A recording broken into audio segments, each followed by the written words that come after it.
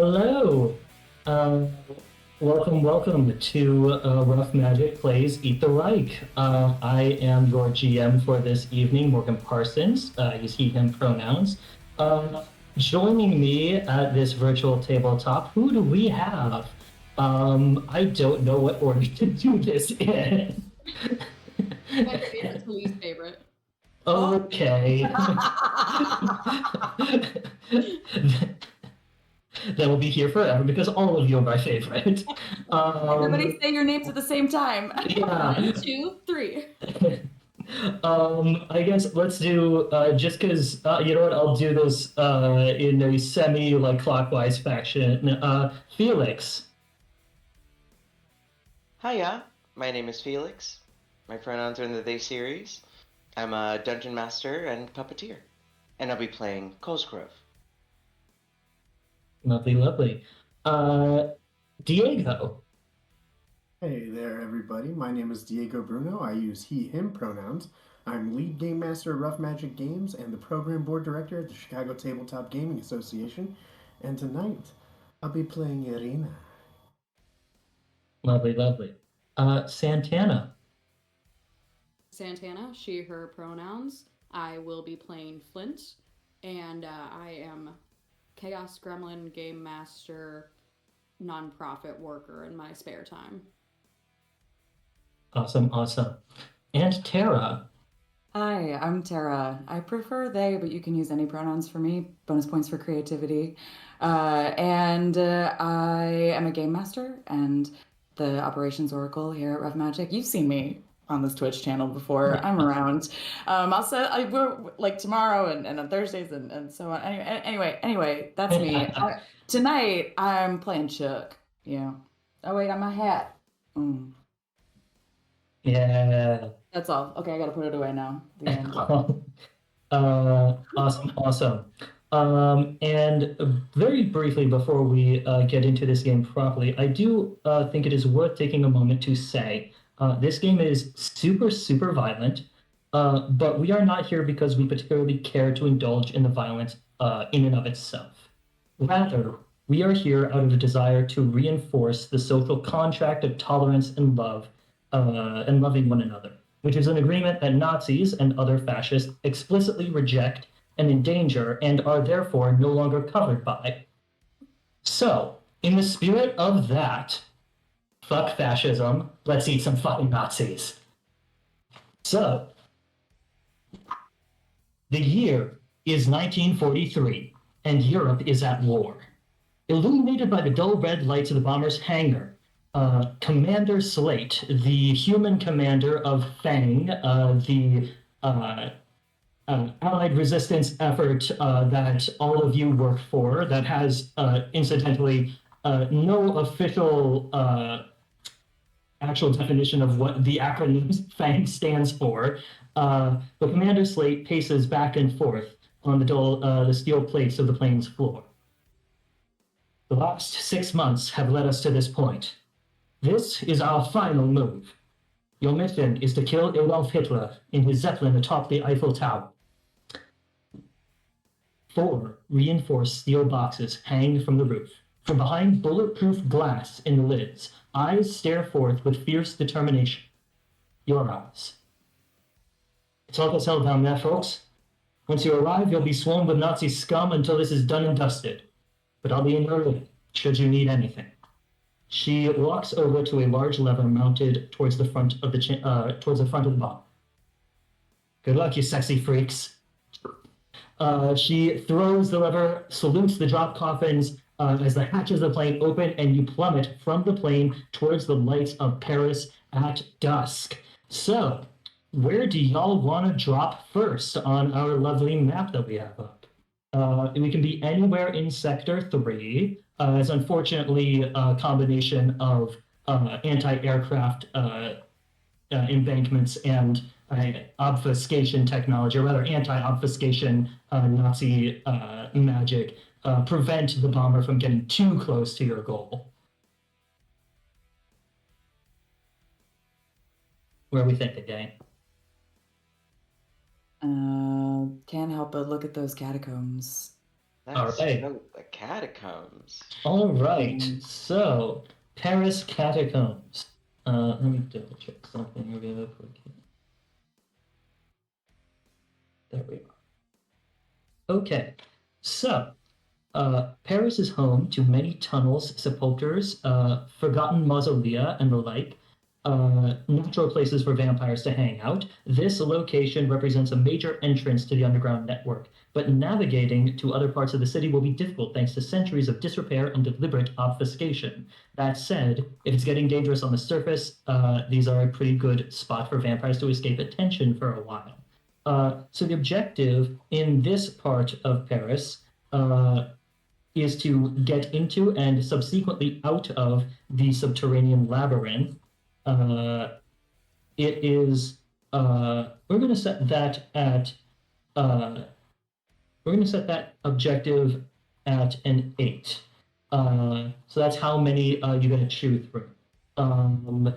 And as you drop into this first location, your drop coffins are not equipped with parachutes. Rather, they slam directly into wherever you are about to describe your vampire smashing down, which does pulverize the occupants into a paste of gristle and bone moments before canisters of pressurized nun's blood, all donated with consent by the Sisters of Our Lady of Perpetual Destruction, Fang's on-site coven. Canisters of that go off and allow you to reconstitute yourself. I'll also say that there is, in the midst of these catacombs, an armored infantry squad for you to contend with. So, with those things in mind, which of our vampires would like to go first? The lady must lead. Absolutely love to take a second to complain about having to get one's own blood out of one's new clothing before using a dead shot at whoever looks to be the most important. Of course. Well, before we do that, why don't you describe where exactly your drop coffin comes down and how you emerge from it, as well as what you look like? Well, we were aiming for the catacombs, I believe. Mm-hmm.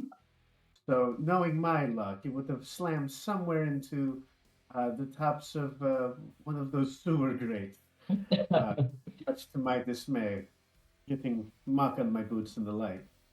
But extracting myself and standing as tall with my glorious hair, making sure that comes back right away. Mm-hmm. Going over my possessions and making sure my cutlass is still there, as well as my nice rifle.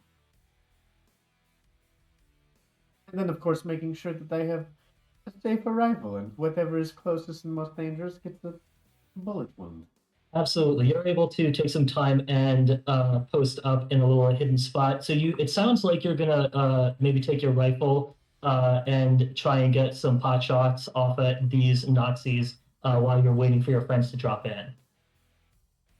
Cool. That sounds preferably to make sure we have a little something alive to snack on. Yeah, so that sounds like a shoot action. So how many, what is Irina's shoot rating? I have a 3 for my shoot.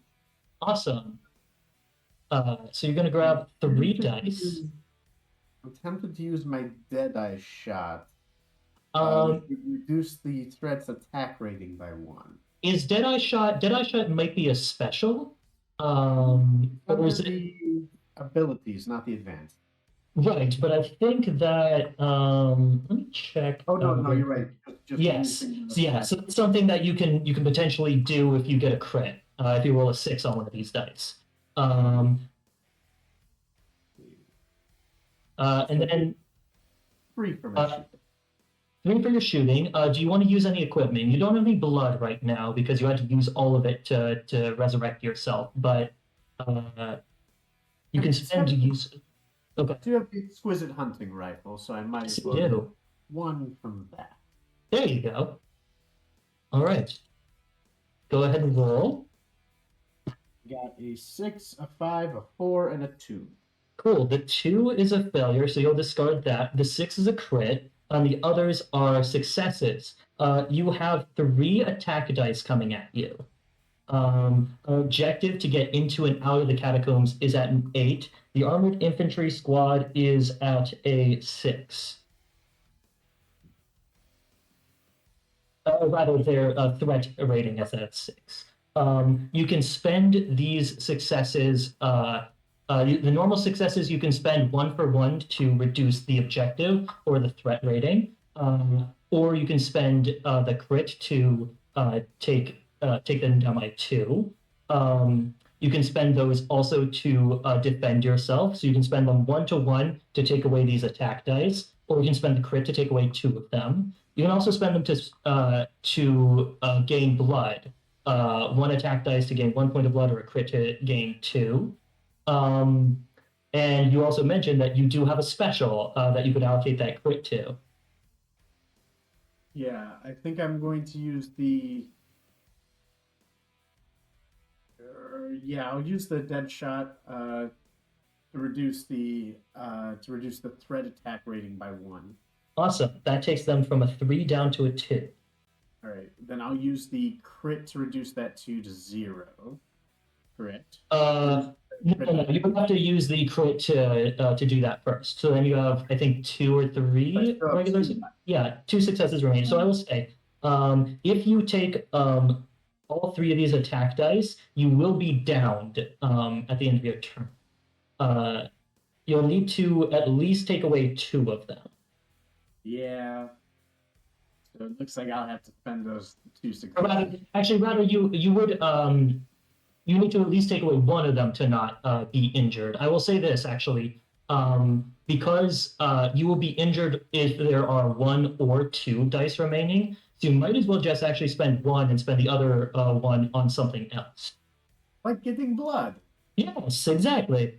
Bastard shot me. I dodged everything else, but I'll use that last one to get him back. Amazing. So is that what you would like to do then? Yes, I believe that'll be how I just use the last 2 points there, blocking 1 of the shots then, and then taking my last 1 to gain some blood. Amazing. You can also take a quick look at the bonus conditions for your various the equipment. Does your hunting rifle have any? It should have some bonus conditions that would allow you to roll some additional dice. That was only if I had an elevated position. I did not have that. Well, you could decide that you might have that. I did say you have a moment to position yourself.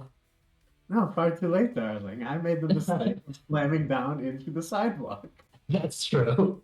All right then. Did I stutter about my decision? No. No. All right then. Go ahead and roll a d6 and mark the first injury box under the category that you get there. Oh no, that was a 6. That's okay. Nothing will happen. Like you won't suffer any mechanical stuff just yet. But do tell us what injury you suffer. Apparently, I suffered a shoulder injury. Rookie mistake. Lining up that shot, the rifle, and it just sucked it right out. Horrible dislocation. I'll see what I can do about healing that shortly. Yeah. I did gain 1 blood as well, though. Yes, you did. And you can spend 3 blood at any time to get rid of an injury. And you can share blood with other vampires as long as they are within arm's reach. And however you decide to do that is up to you. Awesome. Why don't you pick another one of your vampires to go next?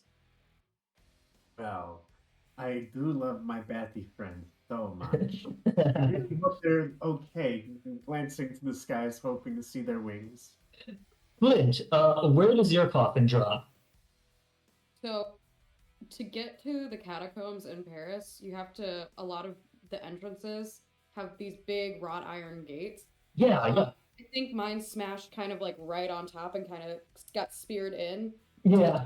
One of those gates. That's what I was aiming for. I clearly missed. Yeah, I'll come popping out, pulling myself off of the pikes. Mhm. And you see an odd creature that is definitely kind of humanoid, but has definitely leaned into the more feralness of a bat. They have kind of weird torn wings that you're not sure how they might support them when flying, and just greasy hair kind of stuck to them. And they look around with a wild eye and are going to run straight at whatever enemy is closest. Awesome. There are these infantry kind of all over the place, so you can definitely run right at one. It sounds like you're maybe going for a melee. Yes. Yeah. I think it's brawl in would be either brawl. way. Cool. So grab that many dice. Are you using any equipment? No, not for this one. I Yeah, figured that's would fair. have just wanted to go right at it. Irina set you up pretty nicely here. Okay. You only have one attack die coming at you. Great. I rolled 2 4s. Okay, so that's 2 successes. Uh, So right now, our objective is still at 8. That's to get in and out of the catacombs. The threat rating is at 6. I'm gonna bring the objective rating down. Yeah, absolutely. So that can do. You could spend both of those dice to bring it down to 6, and you would take an injury. Or you could spend one of those to defend yourself, or to get some blood. What do you want to do? 2 1 and 1. One to bring it down, and what do you want to spend the other one on? To protect myself. Cool. What does that look like? It's you now see why their wings are so tattered. I would have brought it in front of my face, and Mm, the hide on the wings is really scarred, but it offers a thick protective barrier from so many years of kind of building up this scar tissue. yeah, you come down and are like pulling yourself off of this like fence as like a couple of jackboot Nazis are like rounding a corner. I was like, what? Reads a machine gun at you. Impotently like sprays against your wings, and then you like in an instant are on him. Amazing. Let's see. And then go ahead and pick another one of your friends to go next. Oh, I would love to see what my friend Cosgrave was able to do. Absolutely. Cosgrave, where do you enter upon this scene? Cosgrave is going to like the drop coffin is going to penetrate like the first level or two of the catacombs, and so he's like deeper underground. Yeah, yeah. And when it stops, the like concussive force blows out all of the torches in this hallway, Yeah. making it dark. Uh, and as it opens, like a fog will roll out. Uh, and Cosgrave, like as they're like watching the fog, Cosgrave is going to appear behind one of Yeah. them with a giant knife. Amazing. And start just stabbing away. And it's in Yeah. this moment I think that we see him for the first time in this in the darkness, and with our night vision vampire eyes. And Cosgrave is the most devilishly handsome ghoul you've ever seen. And he has a lot of like tattoos and scarification, but they're actually all ritualistic. And he wears like leather jacket with a really nice shirt underneath, but he has an armband on his side. But emblazoned on it is a bright pink triangle. Oh yeah. And yeah, Um, he's looking to slit throats and chop off heads. yeah, I would say based on how you've described this scene so far, I think that would work either as brawl or as sneak. What do you want to go with? Can we go sneak? Yeah, absolutely. And are you also spending a use of your big knife? I am going to spend a use of my big knife. So is that Uh, one for using it that's one for using it. and one for never saw you coming? Absolutely. Nice. So that's 2 from the knife and then 3 from my sneak. That's 5 Cool. successes. 5. Roll. Okay, you have just have the a- one. Oh, go ahead. Oh, Just you the one rolling? attack die coming at you. Oh, cool. Cool. Okay. I have 2 6s and a Mhm. 4. Amazing. So So a 1 that's and a 2. My 1 and 2 are discarded. they are discarded. Yes. So that's 2 crits and a success. You only have this 1 attack die coming at you. Our objective is at a 7. The current threat is at 6. Cool. The way that I'll allocate them, I will put the 4 against the attack against Cool. Cosgrave. I will take one of my 6s and apply it toward our objective. Gotcha. Cosgrave really clears out this hallway, y'all. Yeah. And I will take the other 6. And there's like the shot of Cosgrave at the end of the hall, and a couple of torches light near him, and he's licking the blood off of his blade, and it's just mangled bodies all behind him, all the way up to the drop coffin. And I'll Amazing. use my second 6 to drink blood. Incredible. So you'll get 2 blood for using crit on that. 2 blood. Awesome. That leaves us with Chuck. Yeah. I feel like Chuck's coffin falls down a little ways away, like across the street from the entrance. And I'm like, and it like falls slightly against a building, and it just like slams open.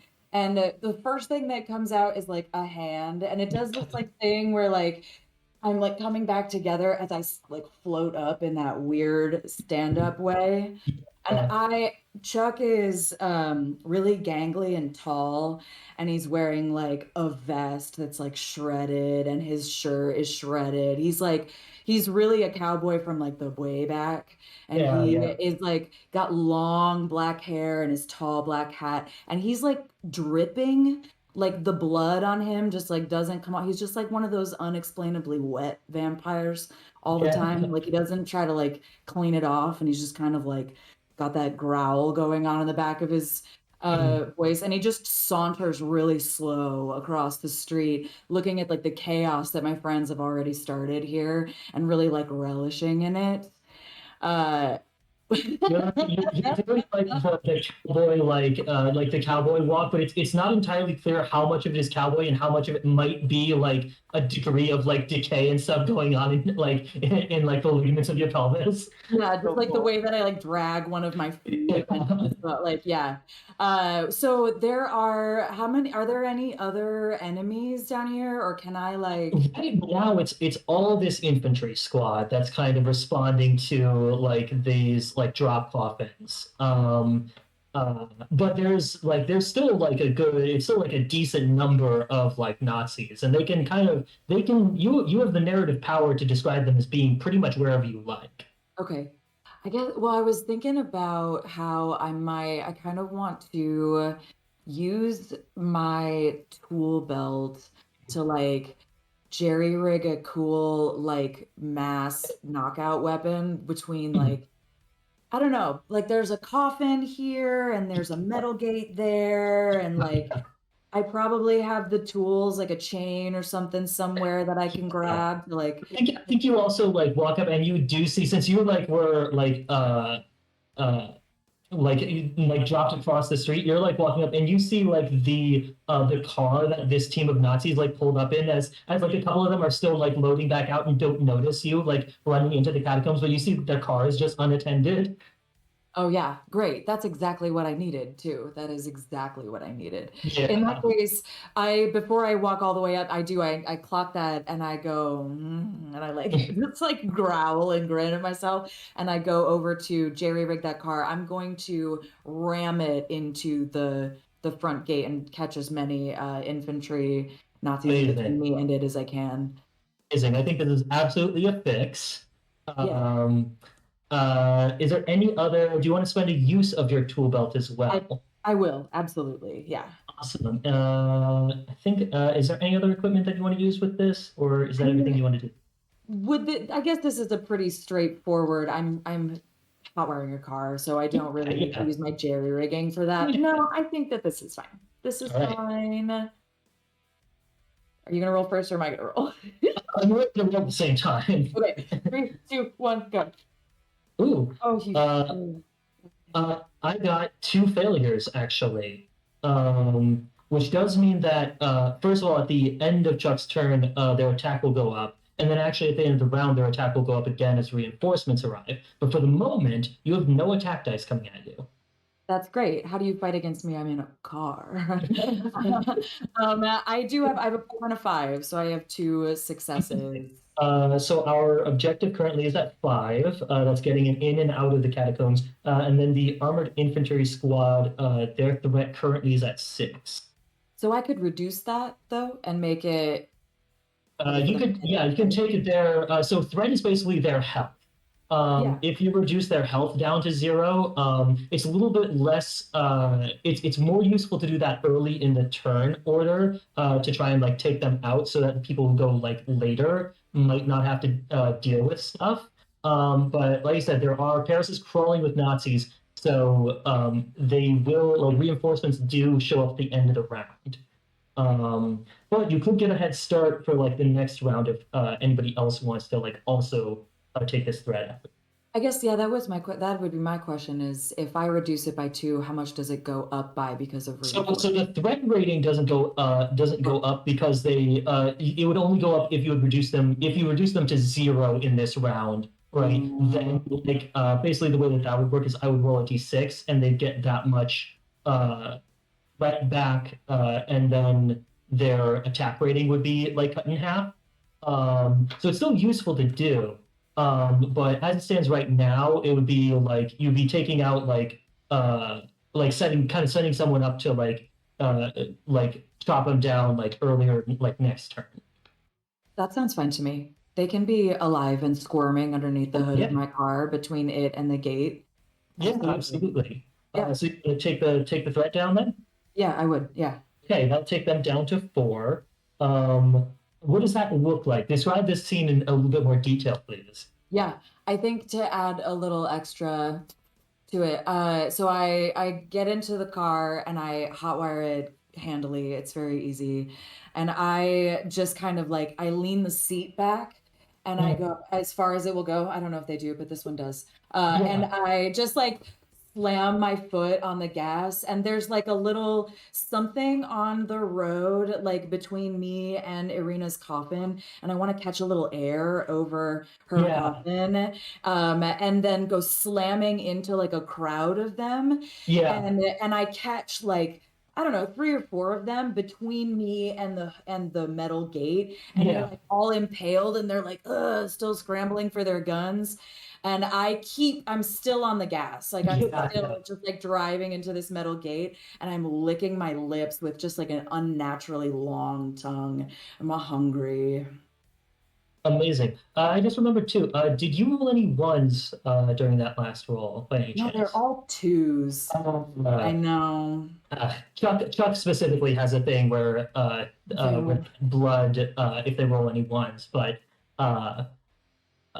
maybe next time. All right. At the end of your turn, their attack goes from 2 to 3, and then at the end of the round, it goes from 3 to 4. So you are beginning to hear another car like screeching nearby. Let's see. We also don't have to stick to the same order each time for each round. So Chuck, which of your friends do you want to go next? How about Irina? Actually, just because I think she could probably use some blood to heal that shoulder wound. It looked bad, like flew over in the car. It was a way to make a joke, but it did sound like Chuck had suddenly appeared recently nearby. Something of an oversized vehicle. Yeah. But yes, I would like to accompany Chuck by whatever remains are left making noises, and partake in as many young Nazis as I can before the coming vehicle gets a little too close. And then when it does get too close, I will be using an explosive rune to hopefully blow up the car before any Nazis get out of that. Amazing. I think this could be a couple of things. I think that it certainly could be a sneak. I think shoot actually does also work for like working with explosives as well. But you're also free to pitch me anything. You do ultimately have final say on what action this is. I would use shoot Okay. I'm using explosive room to stack on top of that, bringing it to 4. I'm wondering Yes. if you would allow me to stack my exquisite hunting rifle as well, as in like casting the rune upon my rifle to put an explosive round at I love it. Yeah, like you inscribe it on a bullet. So that would I bring it love to a that. 5. Incredible. And again, don't forget that you have those bonus conditions that if you can fulfill them, either now or as you're allocating dice and adding more details to the scene, you get extra dice that you can roll. A little italicized parentheticals next to your equipment and such. Yeah, no, I don't have a concealed for the explosive runes or the elevated position. I think we're You can, and you could describe yourself because you certainly had time by now, as your companions are beginning to cause their. Yeah, I am too gorgeous to be hidden this early. That's a good point. All right, let's go ahead and roll. All right. Okay. So I have 1 6, 2 5s, and 3 and a 1. Okay.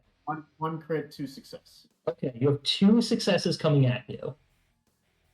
Right. And our objective is at 5. Threat rating is at 4. And don't forget, you could use that dead shot again to take the threat's attack down. Yeah, I'm definitely gonna use the dead shot to take the threat down by 1. That's gonna bring it. And I don't really want to take more damage right now. How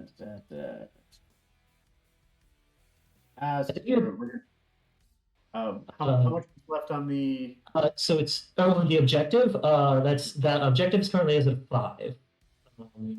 Let's take it down by 2. Might as well. Okay. Let's be reckless and early. So that takes it down to a 3. So that's, let's see, you've spent one of your crits, and then I think that's both of your crits, right? I had 1 crit, 2 successes. Oh, okay. So you spent 1 crit, 2 successes. Okay, so then you'll take another injury.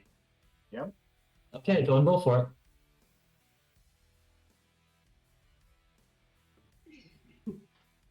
Apparently, I have lost my arm. Oh, yeah. Tell us what happens. Again, I get overzealous. These very rude Nazi scum are honking and raising awareness, and I'm just trying to get my dinner in. And of course, I whip around in a hurry.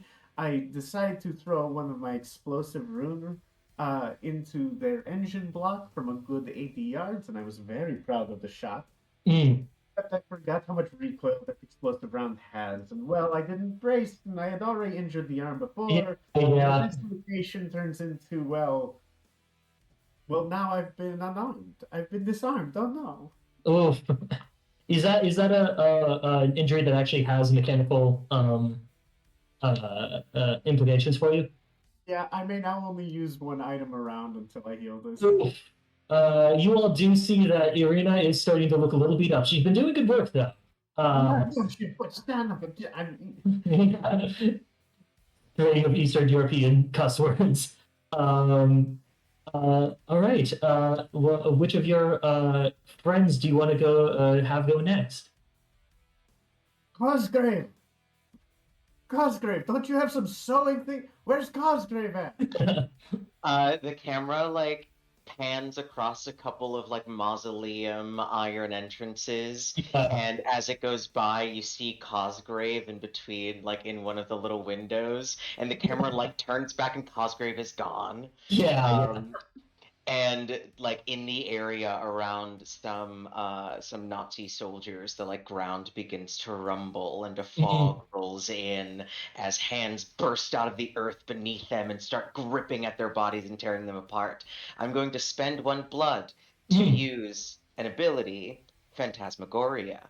Amazing. conjure nightmarish illusions in the area immediately around you. Incorporates the background in a clever way. Gets me another one. Do you think Yes, it does. having zombies and fog come out of the ground is Absolutely, clever? absolutely, it does. Sweet. What stat do I roll for this? I think, let's see. Uh, I think that sneak would work. I actually think that con could work for this too. Yeah. Okay. Yeah, Um, con, because it's an illusion. yeah, I think that works. All right. Any other items or anything that you want to use right now? No, I'll stick with that. All right. When I use an ability, I get one, Yes. If and you're then I get the extra for. yes, exactly. Correct.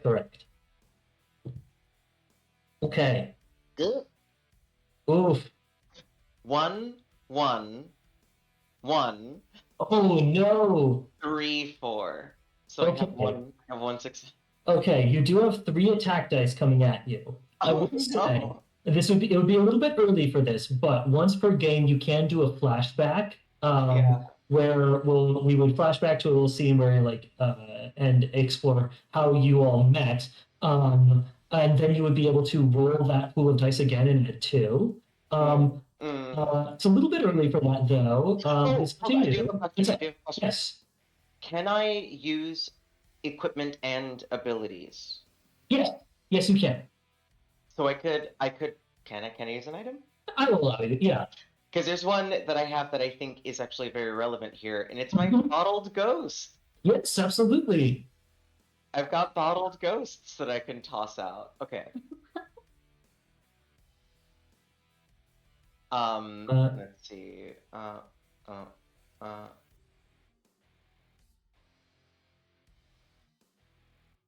That gave me a 6.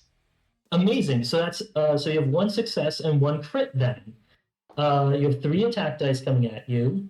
Objectives right now at 3. Enemy threat ratings at 4. Okay.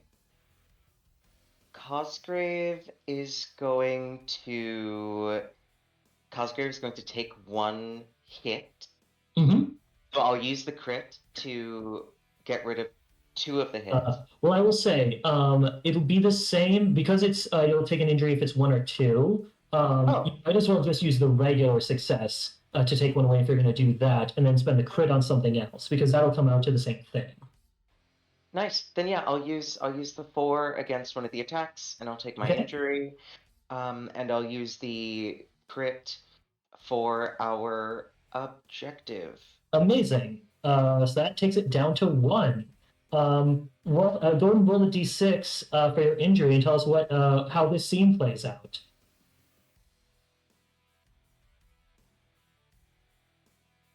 I rolled a 2. Oh. Okay. Yeah. Okay. This does work. So we've not seen Cosgrave use like his spell work at all. And as he throws out the bottled ghosts, when he releases the bottle, like skin from his palm is peeled away, and the like inscriptions and incantations that are like written on his flesh go with the bottle. But he tossed a little overzealously, and he loses some fingers. Okay.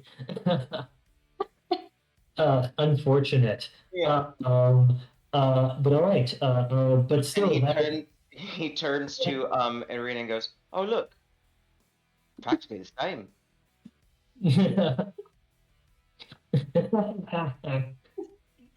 He's just like Irina's arm.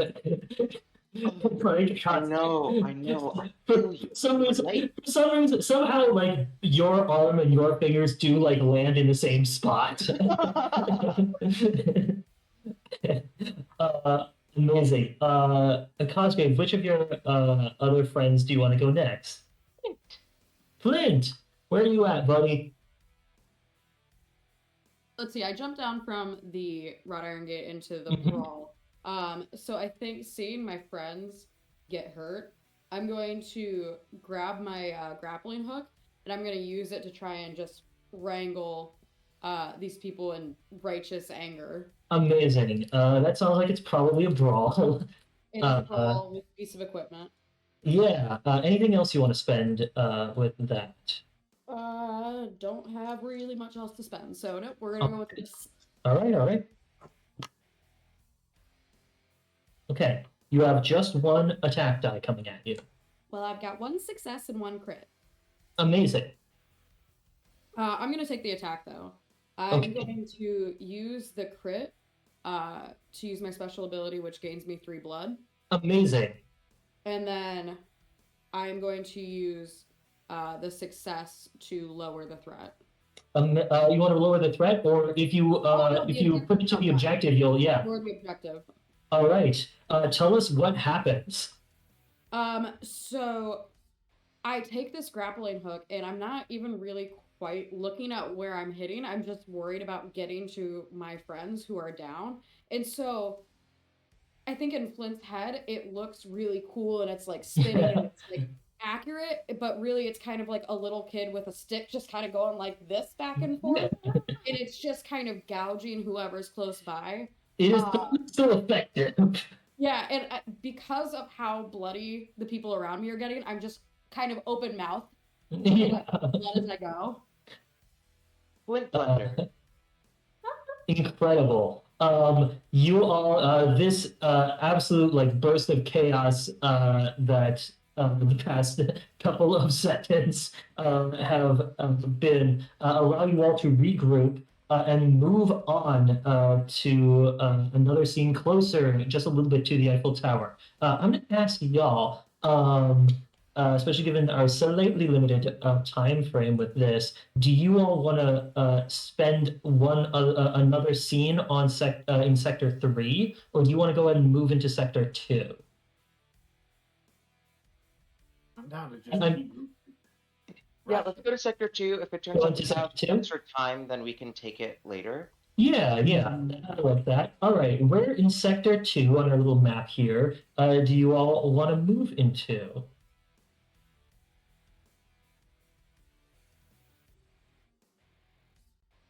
Can we go to the...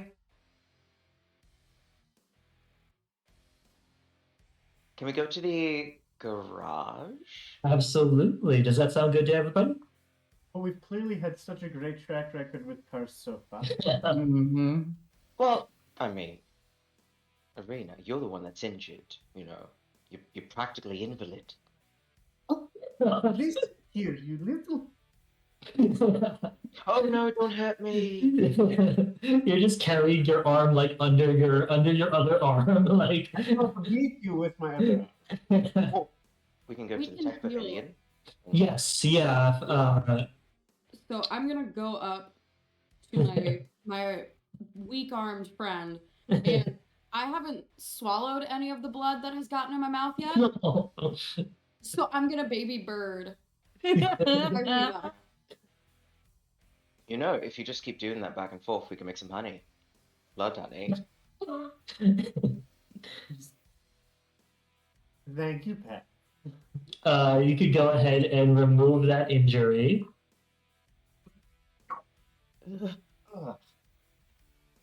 I definitely want to just like back and cause grave the second I have a working arm again. Come on, Pat. Amazing. All right, so you make your way into Sector 2, deeper into Paris, as you move kind of from dusk to further into full twilight.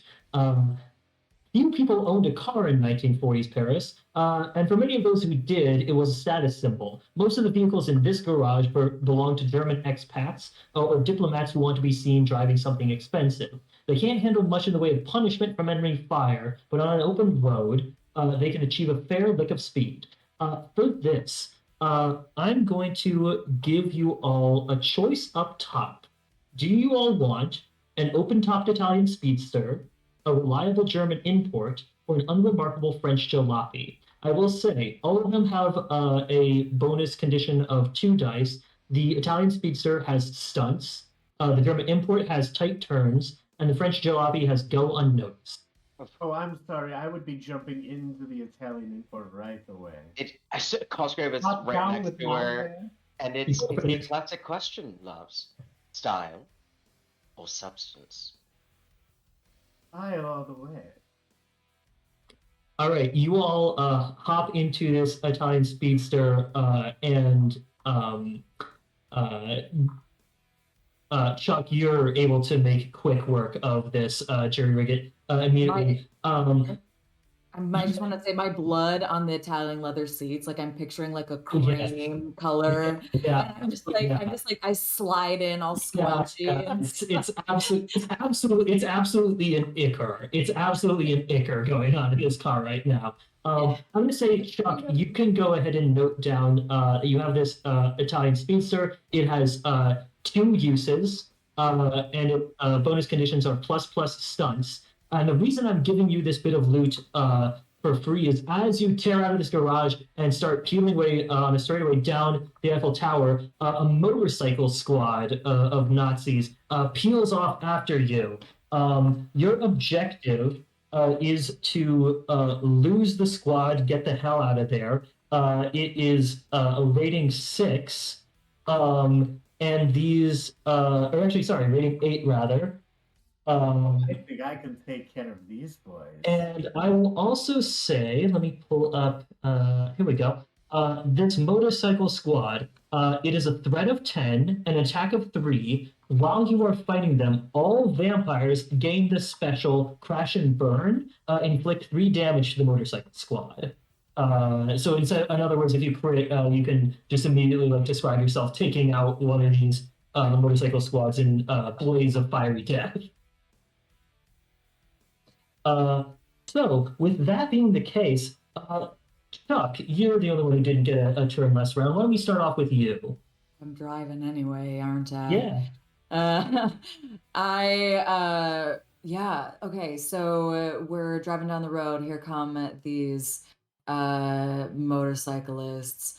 I am going to, I think at first, I am just going to try to,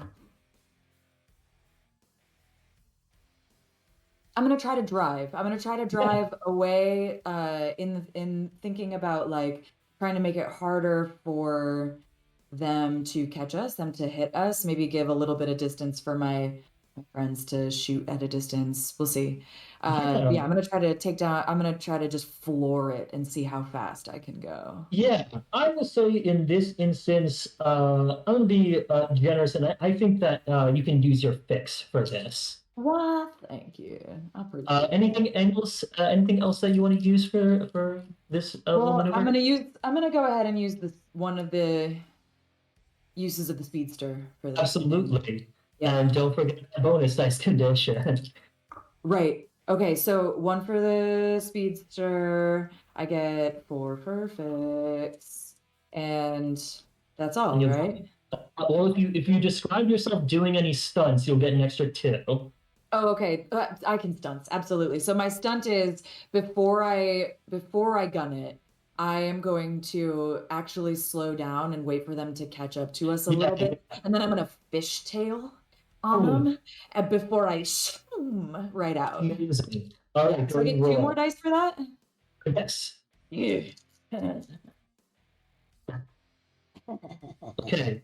You have just 1 attack die coming at you. And I have 3 successes and 2 crits. Amazing. So our objective, lose the squad and get the hell out of there, is at 8 right now. The threat is at 10, but you do also have this temporary special option where you can deal 3 damage to them. What do you want to do? I want to use that temporary special. I'm dealing 3 damage. Amazing. How many successes do I have to spend for that? Just 1? Just one. Just 1 of the crits. 1 of the crits. Okay, that's fine. That's fine. You can have one of my crits for that.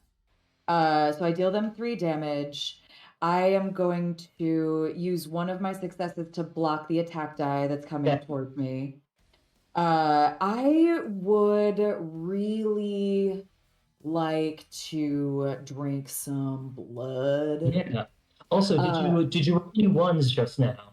no, Okay. threes this time. I know. Uh, it'll come. It'll come. But yeah, you can absolutely drink some blood. So, but I'm gonna use. So if I use my crit to reduce Yes. the objective, Mm-hmm. and then I'm gonna use my other 2 successes to drink 2 blood. Okay. Awesome. Awesome. Or yes, that's exactly what I would like Yep. to do because the crit reduces the objective by 2, right? Correct. Okay, and then I get 2 blood, and yeah, Amazing. Tell us what does this scene look like? yeah. So As the rest of you are piling into the back seat and like the passenger seat, I do want to know who's got shotgun. ooh. It does seem like Cosgrave would. Yeah, tell us what happens. All right. So as we pull out of the garage and everybody's piling in, I've got my seat also leaned back. I roll down the window and I notice in the mirror the motorcycle gang's coming and I grin to myself and I pull out kind of slow like all casual and stuff. And I'm just Put on the turn waiting. signal. What's that?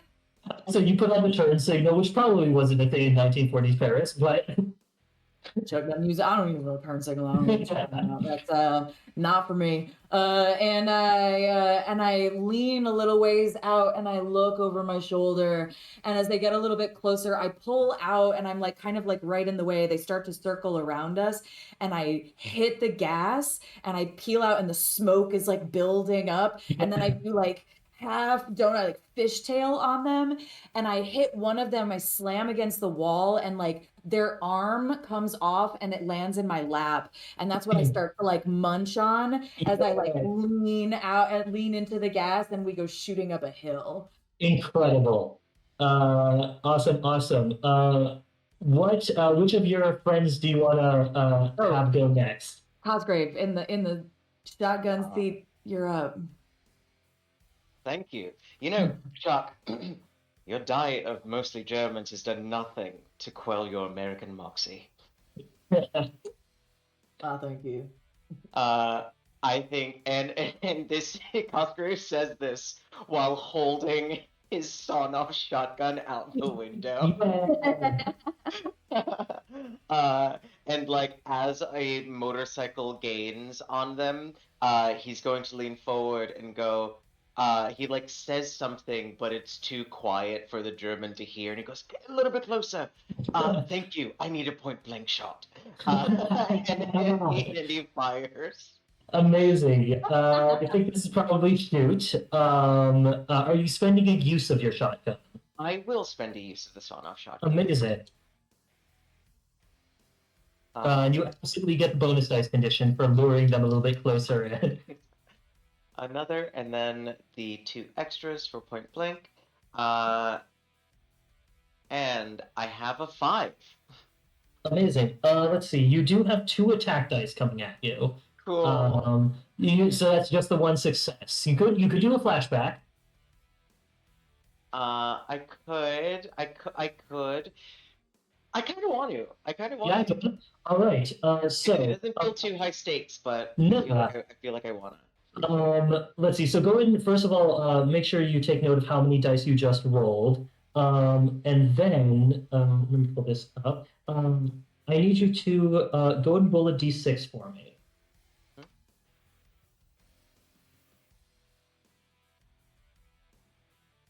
1. 1.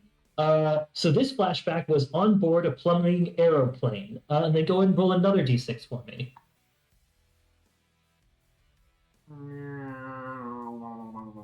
4. 4. So you're going to pick one of the other characters.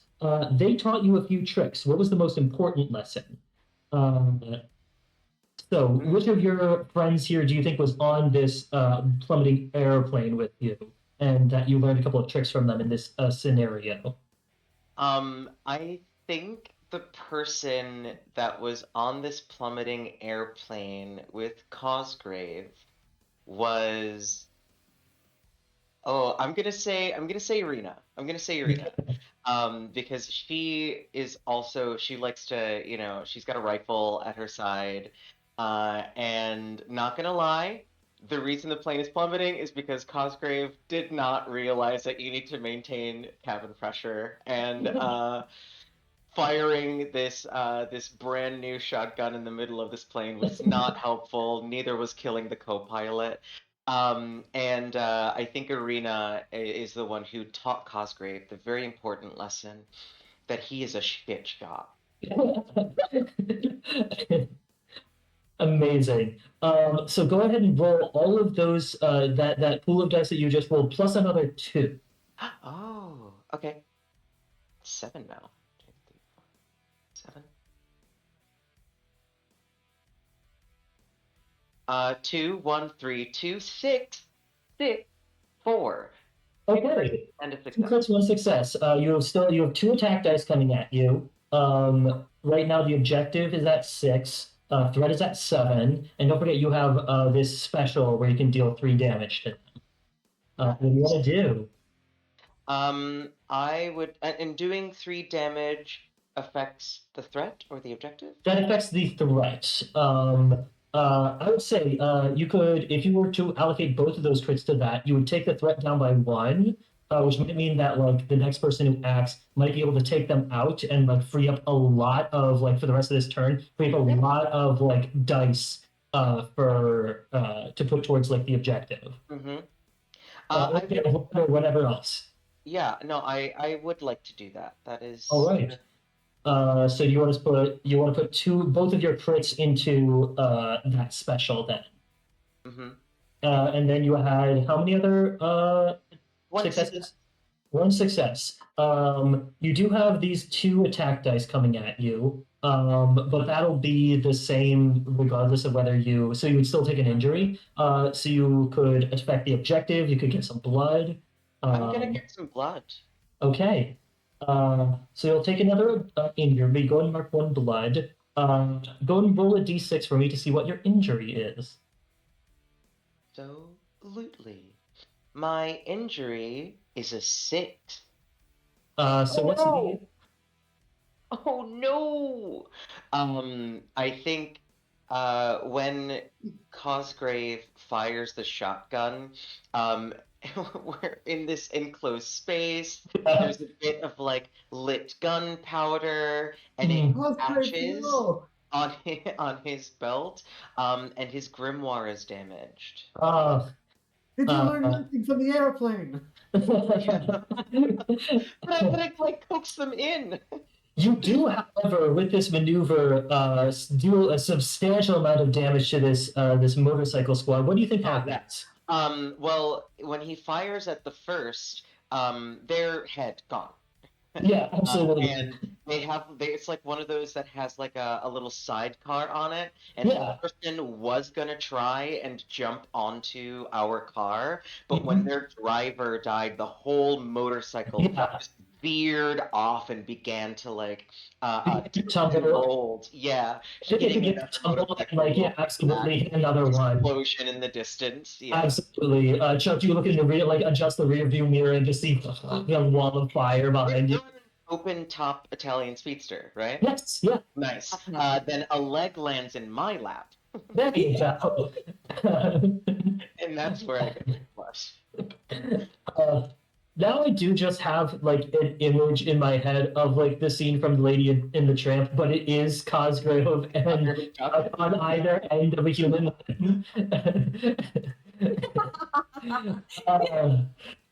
Incredible. Which of your friends do you want to go next?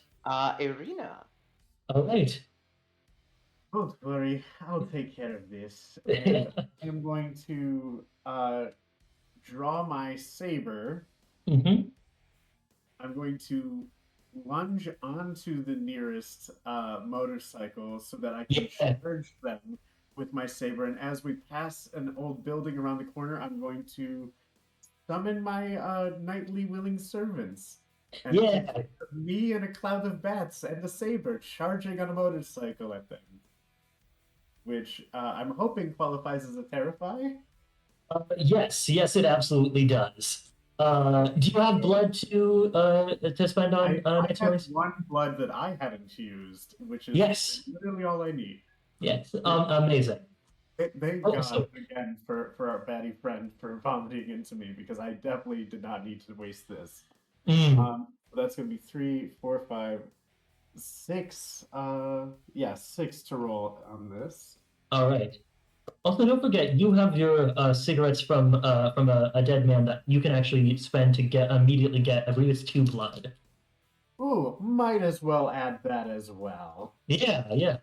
Smoke them if you got them, darlings, as I rage into battle. Incredible. All right. Go ahead and roll them.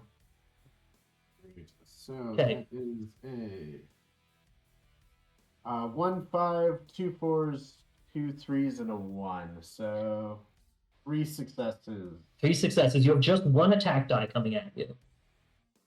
Um, I'm going to block the 1 attack and then Okay. use the remaining 2 to lower the objective. Well, I will say if you spend one on the threat, it'll be completely like it'll come back at the end of the round. But if you spend one on the threat to knock it out right now, Flint fully won't have to deal with it. Which means that any successes that Flint gets will be entirely free to spend on the objective or getting blood. Oh, perfect. Never mind. Let me knock out the threat then. So you only need to spend one on that. So I think you have one left. I will use it to get even more blood. Amazing. All right. 3 blood. Tell us what this scene looks like. Oh, you already have. Not to get us sued by any conglomerate anywhere, but has anybody seen League of Extraordinary Gentlemen? Mm-hmm. The woman jumps off back of vehicle, gets out of the vehicle, cloud of wonderful Betty friends, and just meets tornado. And it's just silvery blades and lots of teeth, and eventually I pull back around next to the vehicle, just wiping my mouth and wiping blood off my saber, giving little head scritches to my little buddies as they fly back into the building away. Incredible. Irina, go ahead and also write down a motorcycle. I'm going to give it 2 uses. I'm going to give it plus open road. Awesome. Flint, you are up. Yes, I had climbed onto like the back part of the car. So I have been kind of having to hover every time one of my friends did an attack. So I've kind of been jumping up and down using my wings as like leverage. Are there still Nazis that I can? There are always Nazis for you to kill, whether there is an active threat or not. Love it. I'm going to this nice Italian leather car. I'm going to rip out the back seat and chuck it at those that are coming at us. Incredible. Yeah, you do see that there's another squad of motorcycles like further down the road. They haven't gotten like close enough to be up in your business yet, but you can absolutely chuck something at them. My abilities. I thought we all agreed not to harm innocent. What? I thought we all agreed not to harm the innocent. No. Of course. But with that, I can use an improvised projectile by spending a blood and chuck something large in a surprising distance. Yeah, absolutely. So I'm going to go bowling for Nazis. Incredible. I think this. Let's see. I would, under these circumstances, allow this. This. It's a little wonky, but it could be shoot. I would allow it to be brawl too. You're chucking a big thing. Brawl. Anything else that you want to spend? You're already getting one for using an ability. I'll take that. That's 5 right there. All right, go ahead and roll. You have. I'm not going to be rolling at all because the current threat is not active. Okay, I got a crit and a 5. Incredible. So I will use the crit to gain 3 more blood. Incredible. And then your the objective right now is at a 6. Great, I'll take that down. Cool. It's down to a 5. Now, at the end of the round, I'm going to roll a d6. Okay.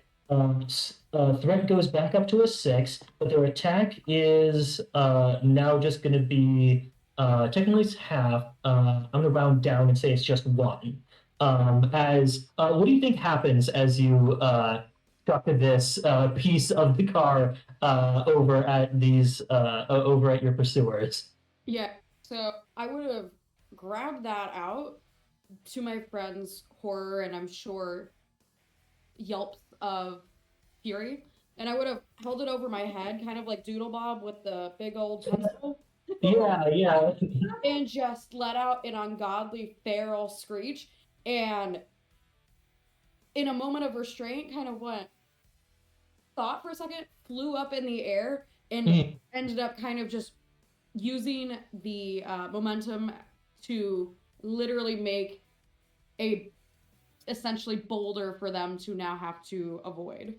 Incredible. Just like sprays of blood.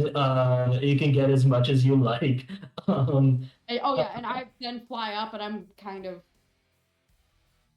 Absolutely. enjoying the shower of blood, much like children enjoy sprinklers in summer. Incredible. Those unhinged bowling animations. Yeah, oh my god. Uh, all right. Who do you want to go next? Oh, let's send it back to Chuck. All right, Chuck. A number of things have happened. You're still at the wheel. The Eiffel Tower is still in the distance, but you're growing closer slowly. What do you want to do next? I think I'm gonna try to. How much? Wait, can you remind me what the objective level is at right now, please? Right now, objective is at a 5. Is that a 5? Okay. The threat went back up to a 6, but their attack is just at a 1 now. Okay. Okay. I think I am going to. I want to use most of my turn to try to advance the objective. So narratively, that winds up being that I am just trying to navigate through the city. But I think that in order to throw in a little bit of Nazi carnage, I am also going to pull another maneuver in the road here. I want to imagine that there is it's a straightaway road, and it's pretty narrow, but I'm gonna pull a really like hard and fast. I like to call it a donut hole out here, which is basically it's a bootleg term, but they mean the same thing. You can look it up on Wikipedia, and I'm going to I'm going to do a flip around. I'm going to do 2 of them really, and I'm going to try to slam into as many Nazis as I can, and continue to drive off. And okay, let's see how many of them I can hit. Will you still allow me to use fix for my driving? I'll allow it, yeah. Thank you. I'm not going to use my second use of the speedster because I still need it right now. Yeah. And do I get 2 for my cool theatrics? So you do have to use the equipment in order to get the bonus conditions from it. I will say, Irina has picked up this motorcycle. There is a world where you wreck the speedster and everybody pops onto the back of the motorcycle. You know what though? That's kind of inappropriate. It's already dead. It's gotten its seats torn out. It's like you have in the like span of maybe 30 seconds significantly depreciated the value of this car. Yeah. You know what? Fuck it. Yeah. The speedster. I think I'm actually going to do these donut holes with an intent to wreck the car, probably. Yeah. So but then I get an extra one because I get 1 for the car and then 2 for the theater. Yes. Right? If you spend the last if you mark the last slot on a piece of equipment, it goes out with a bang and you get an extra dice from that. Oscar Arena looks so stressed with me right now. I'm so happy to be on my own vehicle right now. Yeah. It may have sounded like a compliment what I said about your American moxie, but I take it back. Ford versus Ferrari? Nah, Ferrari versus Fang. All right. Here we go. Holy Moses. Those are all successes. Amazing. I rolled a 2. So you have no attack dice coming at you. Their attack will go up by 1 at the end of this turn, but it might not super matter, it sounds like. No, so the objective is at 5. Yes. How many attack dice are coming at me? None. None? None at all. Let's go. Okay. So I have 5 successes that I'm going to use to reduce the objective to 0. Amazing. Describe, please, how in the process of absolutely wrecking this car you managed to get like our vampires off of this straight away and into the next scene. So I would also like to say I have 2 crits that I would like to spend. I would like to spend on drinking more and more and more blood, please. Absolutely. Okay, so the way that this all works. Okay, let me think. I get 4 blood for that, right? Yes, you do. I have one question. Mm-hmm. Does the action start by just like turning and being like, we should put our seatbelts on? Yeah. It can. In fact, I tell you to take your seatbelts off. I kind of look over at Cosgrave and I grin and I say, "Buckle up, baby." And I hit the gas and I am like spinning around through all of these like big motorcycles are flying. Yeah. Arenas in the center of the donut that I'm creating in this really narrow street. So it's like chaos and body parts and the car just like starts to fall apart piece by piece as we go. Like one wheel falls off and then like the bumpers are gone. The windshield is smashed. Blood is everywhere. And finally when the whole thing just like guts out and it like hits the ground, there's no explosion. We don't die in a fire. It's totally fine. It just like collapses into pieces and I like step out and I reach down and I grab the head of a Nazi that is like right underneath the car and I rip it off and I'm gonna start like feasting on that, but before I spit on the car and I go, "Not American made." And I walk up the road towards Arena's motorcycle, just like chomping on the neck of this zombie's head. I had gone flying off with the back bumper, and I was in a heap like 20 feet away, and I was going, Yeah. I don't know how you're expecting me to get the 2 of you on the back of this, but I guess we can make it work. Let's see. So that does conclude this part of it. I will say, let's see. Is it possible to commandeer not exploded motorcycles? I think with the level of vehicular carnage that was described, I think the only motorcycle that was that is left in any type of functional state at the moment is Arena's. just pick, I'll pick Chuck up and take off flying. Yeah, I think you've also come to like, the end of this straight away. I'm gonna think right now if we want to take our 10-minute break at the moment, so we have a larger chunk of time to get through the rest of Paris, because I'm actually inclined to, in this moment, for the sake of drama, describe that you look up and you see that you have in fact erected this speedster at the entrance of the German Technology Pavilion. And you see large banners promises of the future of warfare, and can see within this large structure a number of strange glows and apparatuses, and you hear in your earpiece Commander Slate saying, "Looks like you've managed to find your way to the location of one of Hitler's Übermensch. Might not be a bad idea to take him out on the way and get a little bit of extra powerful blood in your stomach." And we're going to leave it, take our break there. We're going to be back in 10.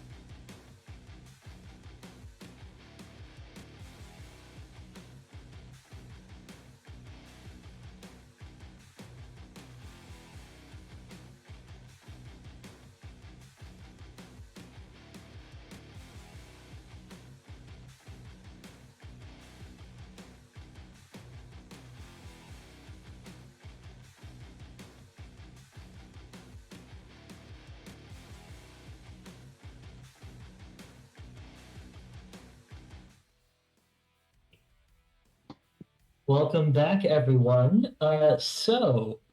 We had just left off with our group of vampires standing in front of one functional motorcycle and one very no longer functional Italian speedster, standing before the German Technology Pavilion, this installation celebrating all of the strange technologies that have allowed the Nazis to occupy Paris a little bit earlier than they did in our timeline. You do have a moment to tend to any injuries that you would like to, as you have a ton of blood right now. But Commander Slate does mention from the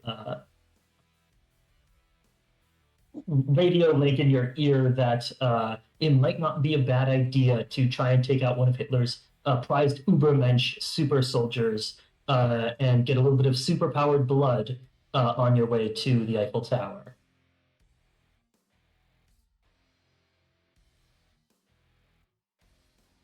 Yeah, Not want to disobey a direct order. I'll as you say that, Cosgrave, I'm walking up to you with the head that I have, and I'll bite the end of a fingertip off of somebody, and I stick it in like a straw for you to have like a little. Thank you. How much blood are you giving me? You can have 3. Yeah. Nice. All right. And with that, I heal my grimoire. Amazing. Anybody else need to do a little bit of healing? You good? All right, you head into this technology pavilion. German technology has become along leaps and bounds in the last half decade, and this exhibition hall aims to show that off to the public. Experimental fuel sources hum and glow ominously in the darkness of the after-hours hall. Informative display boards sing the praises of newfangled alloys, and a deactivated state-of-the-art quadrupedal weapons platform stands proudly in the center of the arena. However, as you enter upon this scene, you see metal shutters descend across each of the windows and the entrances, and spotlights illuminate the imposing figure of Stahlsoldat, the first of what Hitler hopes will be a legion of half-man, half-machine warriors. Pistons replacing the muscles, steel replacing the skin, and all of the troublesome parts of the brain cut away until only the bare instinct of killing remains. In a move that some would describe as unwise, Hitler has opted to have a dormant Stahlsoldat on display in the German Technology Pavilion instead of using a suitably enormous mannequin. And you see that as you enter and as this these barriers to your departure come down, it begins to power up. So right now, the objective is to storm the pavilion and get out the other side. That's at a 9. Soldat themselves is threat 6, challenge 2. We have not dealt with challenge yet, but a challenge, if an objective or a threat has challenge, it eats that many dice each time you try to affect it before taking any damage to its threat range. So in other words, on each of your turns, if you try to allocate dice towards eliminating the threat of Stahlsoldat, you'll need to first allocate 2 or a crit before you can actually affect it. But if you kill Stahlsoldat and drink his blood, you get to unlock one of the advances on the right side of your sheet. And finally, there is also a sub-objective in here to power up that weapons platform. That is at a rating of 5. So with all of that in mind, I think Chuck just went. So Chuck, which of your friends do you think engages this situation first? I feel like Flint's gonna be the first one Yeah. running into this spot. That just feel it in my heart, you know? We all turn to each other to discuss a strategy. It's all me. All right, what do you want to do? Yeah, so they all turn to talk to each other, and I see this big guy, and I gotta go for his face. All So right. I'm going to fly straight up to him, um, and I'm going to take my grappling hook. Mm-hmm. No, that's a lie. I'm going to use my gouging claws. Yeah, Uh, there you go. that like come in between my fingers, Yeah. and I'm going for the eye, and Mm. just kind of in a flurried frenzy of hellacious screeches, I'm gonna go for him. Amazing. That absolutely sounds like a brawl. And do you want to spend a use of your gouging claws too? Yeah, Cool. What's the bonus condition on that? ambush. Gotcha. Probably not in this case. I No, don't probably think. not. Um, I'm not the most subtle. do you want to use anything else? I believe you do have some blood. If you want to activate any abilities. I do, and I might as well use it since I said it. I'll spend a blood to use my wings. All right. All right. Go ahead and roll them. Please. Ooh. Okay. I You- got Okay. 1 6. Okay. You have 3 attack dice coming at you. You could flashback if you want. Yeah, I will flashback. All right, so make a note of what that pool was, and then go and roll a d6 for me. 3. 3. This was assassinating a Nazi general at the opera. Go and roll another d6. We didn't hear what that one. 6. 6. You won't let one of the other characters see you fail like this. What do they most respect about you? I think my friends probably respect my resilience. They've seen me downed many, many times, and they've seen me on the brink of a second death. Yeah. Out of your friends, which one in particular do you think you don't want to? Yeah, absolutely. 100% Chuck. In my weird feral heart, he kind of reminds me the most of like a little kitten almost that I like saw and was like, oh, maybe this will, like, you know, when a dog is like scared and feral and they get it a pet. Yeah. I kind of think that's what Chuck has been for me. So do we see like a flashback of the two of you, probably the least subtle members of Fang, on this the opera. to the opera? Because Just- only Chuck would think it's a good idea to put Flint in a top hat and tails yeah. and try and sneak it into an opera. It's very much that. And if it had been anybody else, there's no way in hell I would have let this happen. But because Chuck wanted to do it, I was begrudgingly on board. Absolutely incredible. So go ahead and roll that whole pool of dice again, +2. Right.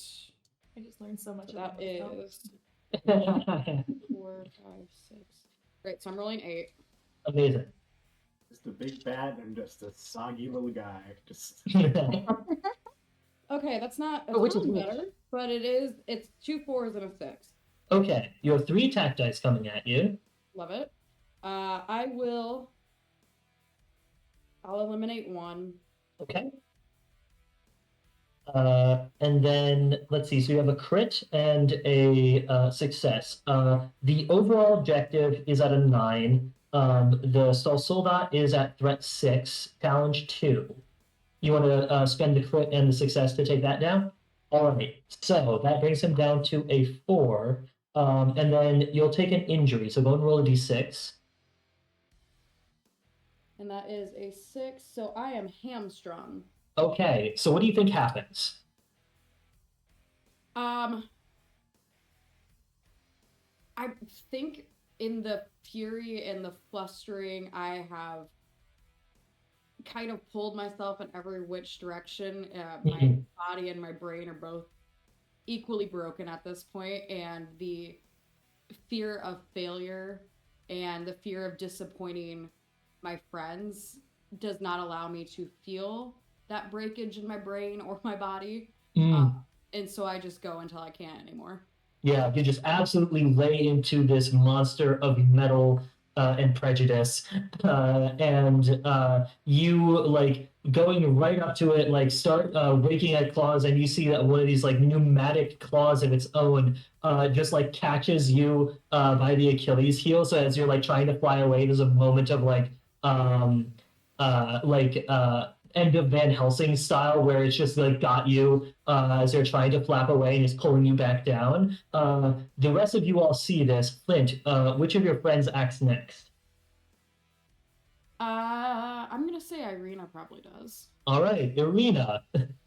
As I know Flint as well as I do, I'm just thinking in my head, hold out a little bit longer, hold out as I try to get to a second floor, get concealed on the balcony, Yeah. block my shot, and I, from concealment, Mm-hmm. using my exquisite hunting rifle in an elevated position, I'm going to load in my last explosive rune. Okay. And I think I'm also gonna burn a blood to trigger my dead shot as well. I just like seeing Flint take damage. No, we're gonna unload everything. Does Deadshot? I think Deadshot is a special, right? Oh yeah, but that's Yes. when I use the ranged weapon reduces the threat's attack rating by. Yes. So if you get a crit, you can do that. Uh, These, which is 1, 2, 3, 4, 5, and 6. So that's gonna be 8 dice total. okay. And you're accounting too for if it's the last use of your explosive runes, get another die from that. Oh, I get another one. Okay, Yes, so because that's it gonna be breaks. Yeah. All right. Okay. All right. So that is 2 crits, Okay. is 4 successes and 3 failures. Amazing. You have 2 attack dice coming at you. We're gonna block those outright with just 2 normal successes. Okay. And then, so the overall objective is at 9. The Star Solar's threat is at 4, challenge 2. And the sub objective is at 5. Ooh, Flint's in danger. I just got to unload everything at that Ubermensch guy. You know what? We're gonna load both the crits and a single success at the Ubermensch. Okay. So first crit will take we'll get rid of the challenge, or not get rid of the challenge, but burn through the challenge. So that's 3 successes, taking its threat from a 4 down to a 1. What does this look like? You know what? I'll use my last one to get rid of that last one, actually. Oh, okay. So you'll take an injury then. Might as well. Willing to take it, yeah. Alrighty. Go ahead and roll a d6.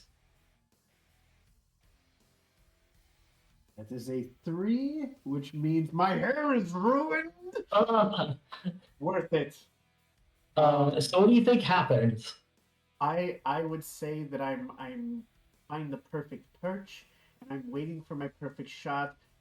Flint is ripping this thing's face to shreds, and I'm waiting, and then Flint takes that horrible hamstringing, and rather than waiting for a perfect shot with a headshot or something, I go for the gas canister on the back. It definitely blows the thing up, but I'm definitely catching some of that fireball and sacrificing some of my hair for this fluttery bastard.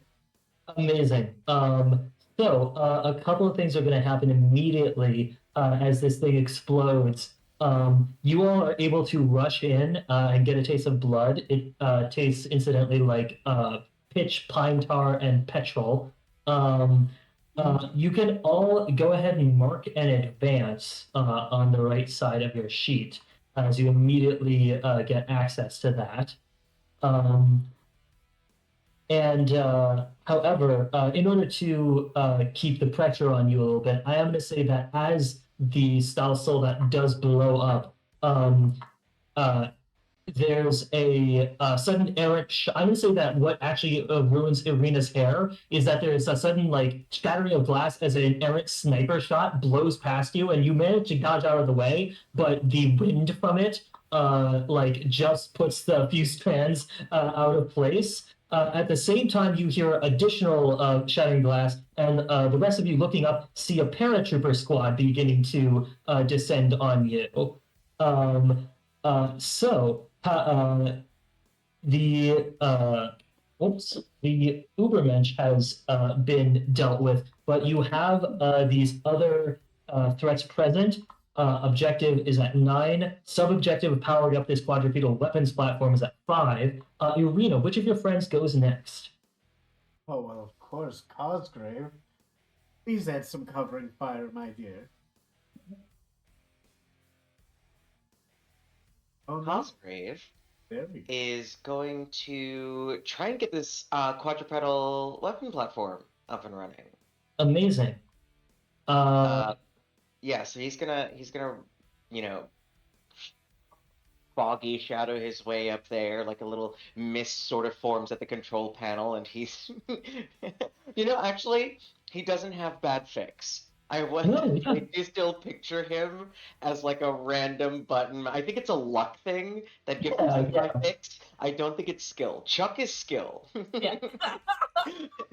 Cosgrave has some ghost that like helps guide his fingers. But he's a button masher and a lever puller. All right. So you're going with fix. Is there anything else that you're using now? I will say I am rolling 7 attack or like 7 dice against you right now. Yikes. That's so manly. Y'all probably gonna want to get the fuck out of here. Yeah, absolutely. I will go ahead and say though, I think that if you get this weapons platform up and running, I will allow you to just like blow out the wall of this thing, and we won't have to worry about the main objective. Yeah. You know what? I'm going to use one of my blood, to utilize Phantasmagoria. Yeah. And what it looks like is Cosgrave at the control panel, and as if he like pulls out a key and immediately turns it on, and it just starts firing upon them. But it's all illusory. Yeah. Awesome. All right, I'm gonna roll. Oof. I didn't like the sound of that. You have 4 attack dice coming at you. I have 2 successes and a critical. I have Okay. 5, 4, and a 6. Amazing. So I will say, right now, the sub-objective is at 5. These 2 different threats. Sniper Team is at threat 3, challenge 2. The Paratrooper Squad is at threat 6. It's also worth noting, the bulk of that like 7 dice pool is coming from the Sniper Team, and if you take them out, they actually don't use reinforcement rules. What happens if I lower the threat's attack? Then I'm not rolling as many dice. I can do that with one of my specials. Amazing. Yeah. I rolled a crit here, Yeah. and so I can use my back pocket hex, and reduce the threat's attack rating by 1. Okay. I would say, you got multiple crits too, right? I only got the 1 crit. Oh, no. I mean, I've been curious about that because isn't it it seems like the same kind of effective as using the crit to block the hit? No, because it's for like the rest of the round. Yeah. So then for the rest of the round, instead of rolling 7, I will be rolling 6. Cool. Okay. So you still have these 4 coming at you. Oh, I can't do anything. I have to block it. Yeah. Or at the very least, like you have to at least block 2 to not be downed. Yeah. That's what I mean. Yeah. I can't do it. I have to block it. Okay. Like I have to use because I only have 2 more successes. Okay, sure. So yeah, that's what he does. All right. Go and roll a d6 for your injury.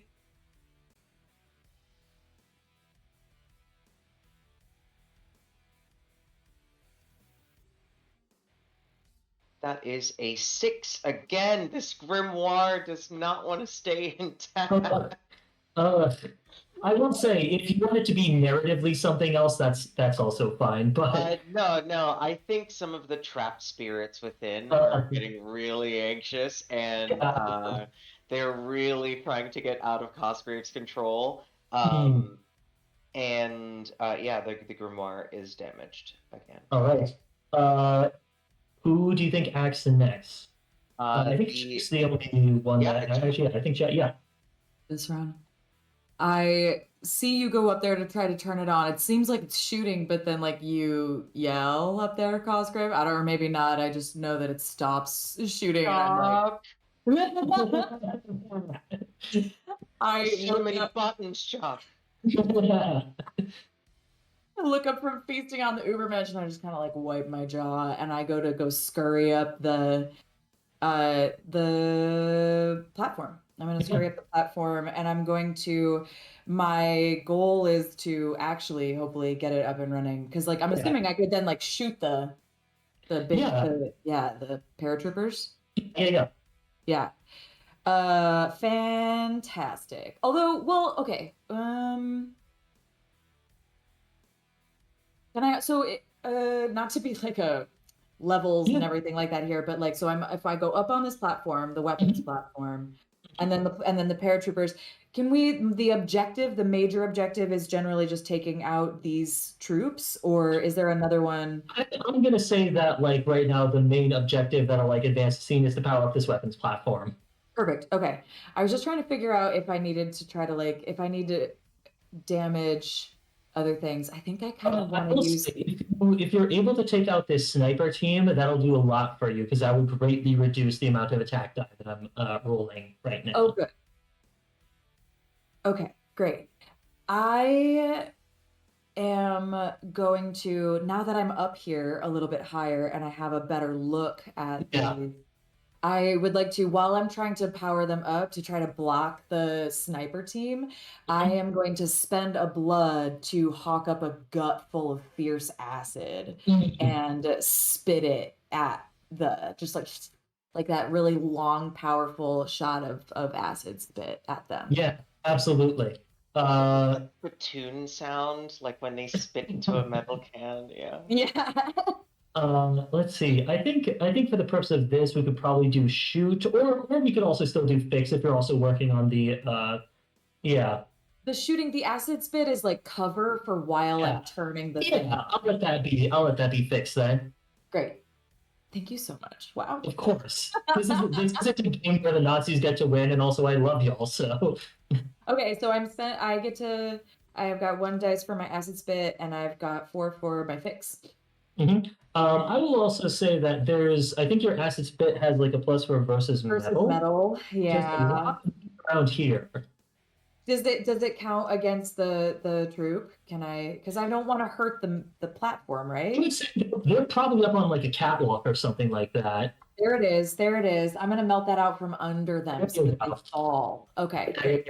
And I get 2 more for that. That's great. Yeah. Fantastic idea. Thank you. Wow. Yay, I got some 1s. Yeah, so you immediately get a. I immediately get blood. Okay. Let me see what else I gotta count my dice. I'm getting too excited about it. Yeah. 1 useless 3, and I've got 3 successes and a crit. Amazing. You have only 2 attack die coming at you. I have only 2 attack die coming at me. Okay. So then I am going to. Ooh. Okay. So I get my 2 blood is that I think I'm like licking more blood off of my chin while I'm like coming up. It's like raining from other things. Those are my I get 2 more blood. I only get 1 blood for rolling. Okay. I just reread that. Where's my red dice? I want to use that. Okay. Yeah. There you go. Okay, then I'm going to use. I have 2 attack die coming at me. Correct. I am going to go ahead and I'm actually going to use my 3 successes and my crit, which is 5, to turn on the weapons platform. Yeah, absolutely. I'm going to take the injury because I also, as my special, my advance that I just did, Yeah. I chose corrosive fluids. Mm. And so when I mark an injury, I reduce the rating of a threat that I'm engaged with by 2. Incredible. Let's see. Yeah, I think that just works, which would put this sniper team down to just a 1 Yeah. threat. They get slashed by me. They're like shooting into me, and I got to roll for my injury, right? Yeah. Yes, you do. I do need to take a moment to call out Sniper Frost 7 in the chat saying, "Oh no, not hitting them with the Hawk 2 up." You're vile. You're vile. Go and roll your injury and tell us what happens. A 3. Which means I am limping. Oof. Yeah, I think they get me in the knee, actually. One of their shots, and it like knocks one of my knees inward. And this is really gross, but that is where the blood starts to like gush out, and the fluids are like corrosive. And I also want to say that just for flavor, can we say that the balcony does fall out from underneath them? And Absolutely. Yeah, 100%. You can also go and note down that you now have this quadrupedal weapons platform, which has 4 uses and plus shrug off incoming fire, as well as a microwave array turret, which has 1 use but has plus 3 anti-tank. Whoa. Does this thing walk? Does it have like legs? Is that yes? It is a quadrupedal weapons platform. So you will just see this blasting through the wall of this technology pavilion. The arena, you hop back on your motorcycle, peel on after it. Cosgrave, you're on on side by side with Chuck, and Flint. You manage to now free yourself from this from the grip of this pneumatic claw and join your friends. And we are gonna move on. Do you all want to? Let's see. We might want to go ahead and get to Sector 1 now, actually, as you approach the Eiffel Tower. And in fact, just to make sure that we can do all this in time, I'm going to go and say that you all make your way to the base of the Eiffel Tower itself. Blasting through a number of like rows of beautiful Parisian homes, just in a straight line towards this Parisian landmark. Nazis and Nazettes presenting the master tinkerer of the Allied forces, Chuck. Amazing. Built to celebrate the 1889 Paris World Fair, the Eiffel Tower remains one of the most enduring symbols of Paris and France in general. Upon the Nazi conquest of the city, the structure was retrofitted with the latest in German technology. Elevators rocket up the structure, dazzling electric lights blaze out into night air, and a rudimentary communications aerial has been supplanted by high-bandwidth broadcast technology. Also, there's a zeppelin attached to the top of it containing Adolf Hitler, a cadre of Nazi vampire hunters, and God knows what else. So the objective is ascend the Eiffel Tower, is rating 8, challenge 1. There's an armored infantry squad and another paratrooper squad. Go find those. But my dear Chuck, are you telling me with this big fancy gun we cannot just shoot the big blimp out of the air? I never said that, did I? I mean, Oh, Serena, come on. That's so impersonal. This is Hitler we're talking about. Don't you want to see his bloodshot eyes? Smell the amphetamine whiff of his sweat? I mean, Feel his still bleeding heart in your pale hand? yes, but I wore heels and there's so many stairs. I'll Oh, also say it is a microwave array, so it is I think that by the time that the like radiation like got all the way up to the zeppelin, I think it would have dispersed too much to have really done any damage. Oh. Oh, there But you that beat me just with science, dear. sorry. I know we left. I know we left. oh yeah. I keep forgetting to ask. Yeah. Could we have looted anything? I have a little thing here that says loot. Yeah, I think technically it's for when you have like when you've run out of like one of your things. Oh.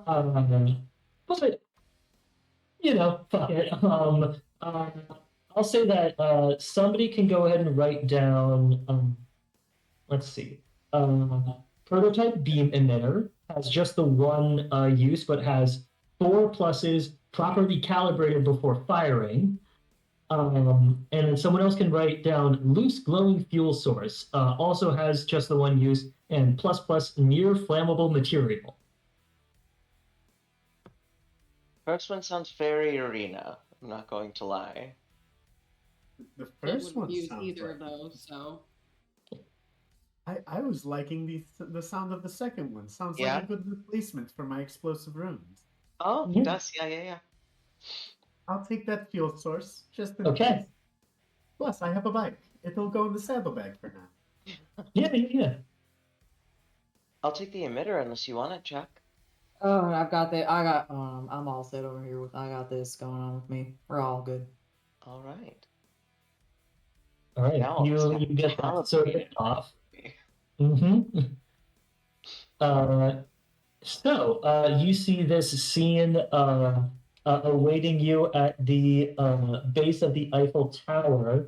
Let's see. I think it was Chuck who just went last, right? So Chuck, which of your friends do you think would like to go, or which of your friends would you like to go first? It sounds like Cosgrave's the one that's most ready to run up there, get to business. So I think that he probably goes first. All right. Go ahead, darling. We'll cover you. That he does. Sure. Yeah. So we need to get up the Eiffel Tower by using Yes. an elevator? Or, you know, whatever means are at your disposal. True. Valid. And I'll say so. This armored infantry squad is threat 6, challenge 1. The paratrooper squad is also threat 6, but basically both of them together. The way it works is it's like the highest attack rating plus 1 for every additional threat. So I have 4 dice that I'll be rolling. Okay. I'm. Oh, you know what? Here's what I'll do. I think Cosgrave is going to. We need to expel some of the excess spirits that he's been collecting. That's why his grimoire is the energies are all off. Yeah. And so I'm going to use the last pip of my bottled ghost. Mm-hmm. And is there like a guard post Yeah. or yeah, sweet. You don't have to ask me that. You can say that there is. Sure. That's right. Wonderful. And so I think Cosgrove is going to throw the bottle down with his other hand, the one that still has a couple fingers on it. And a few like spectral Nazi soldiers will appear, and then Cosgrove himself is going to go a little misty, and they together are going to phase through the wall into one of the guard posts, and I think we hear a lot of the chaos. Like we hear the gunshots and the screams of anguish from inside. Bloody. Because they're caught off guard. Yeah. At least one arm gets thrown through the glass and lands in somebody's lap. Because that's the trend of our characters. And I used the last pip of it, so I get an extra Yes. roll of that. Let's see. I think this could definitely be sneak, or it could definitely be terrify as well. I'll go sneak. I like the thought of like coming in through the wall kind of quietly, Yeah. surrounded by ghosts that kind of look like Nazis, and then them like realizing that these are not your friends, and getting completely caught off guard. So Incredible. 4, 5, 6. I think that's 7. Yeah, that sounds about right. Then I will do that. So the advance that I took Mhm. is Dead Man's Luck. After you roll your dice before you discard the dice, reduce the GM's successful attack dice by 1 for each one that I rolled. I rolled 1 1. Incredible. All right. I had 3 successful attack dice. So now I just have 2. Nice. Okay, so if I use one of, so I rolled 4, 4, and 4. Okay. Everything else is a 2, 3, or that one that I rolled. Okay. So I have 3 successes. So the objective is at 8, challenge 1. This infantry squad is at threat 6, challenge 1, and the paratroopers are at just threat 6. Nice. So if I were to use one of my dice to resist, that's still a resist, right? Even though it's 2 hits? Is it one successful to do an injury? So, if you were to just use one of your dice to defend yourself, you would still take an injury because there would be 1 left. Yeah. May I spend my last blood? Yeah. To increase my dice pool a bit? Ooh, I've not gotten to do this one yet. I love this. In all of the chaos of the spirits from the Bottle of Ghosts, and Cosgrave in there, Cosgrave is going to go to one of the like dead bodies of the freshly dead Nazis, and give it a kiss on the forehead. And he says, "Oh, hello, Ans. You all right?" And it's gonna stand up. This is my Danse Macabre. Yeah. So I now have a zombie under my full control. That gives me, well, 2 more. Yeah. Because they said the thing. I'm just realizing what that sentence was there for.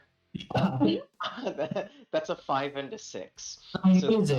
So that was 3 4s in my first one, and now I have a critical and another success. Yes. I'm going to apply 2 of my normal successes to resist damage. Amazing.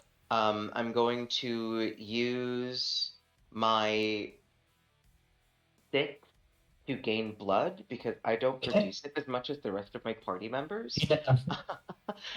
And then 2, 3. Yeah, and then I'm going to use the 5 against our the challenge rating. Yes. Means that this you can try and hit this paratrooper squad. I will hit the paratrooper squad. Okay. That'll take them down when to they a arrive at 5. the guard post expecting to be met by companions, it is instead Nazi ghosts and Nazi zombies, and one Amazing. devilishly handsome ghoul. Incredible. All right. Who do you think acts next? The person to act next is Irina. All right, Irina, what you got? Well, not to be outdone, of course. I think I'm going to blow that advance. And I'm going to trigger my Mantle of Fell Beast. As I just accept the fact that my hair has been ruined, and I let shadows surround my visage, and I am going to essentially just rush in and attack like the monster I am, going for as many throats as I can reach through that same front door. Absolutely. I believe Mantle of Fell Beast, it makes your Brawl and Terrify go up to like 4 and everything else down to 1. This definitely sounds like it could either be Brawl or Terrify. It won't really matter. It is +4. Yeah. I have one question if the DM Yes. will because I will have literally 1 blood left. Mm-hmm. Would I be allowed to burn that to summon my swarm of bats as well? See why? Yeah. Yes, because we're in an old building, technically. Yes, of course. Wonderful. That'll bring me to a 5. Well, I do think you do also still get. I think you do also still get blood from just using, or not blood, get dice just from using the ability because you spent blood, right?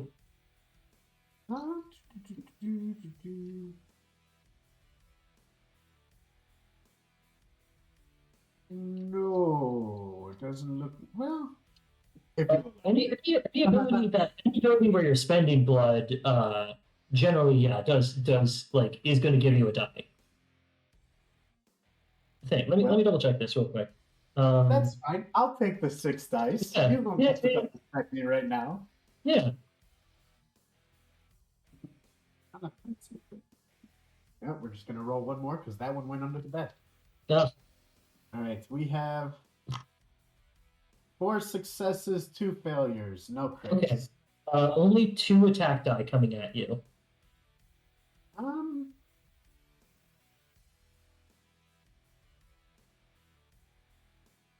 I'm not gonna block them. I'm just gonna spend all 4 on lowering our. Let's see who's directly in front of me that I could lower an objective on. The one team had how many left? So the paratrooper squad is currently at 5. The infantry squad is at 6 challenge 1, and the objective itself is at 8 challenge 1. We'll go after the paratroopers. Okay. All 4, just reducing them to as little as possible. Okay. Who acts next? Oh, that would have to be Flint. All right. All right, so As me and my swarm of bats fill the entrance. Yeah.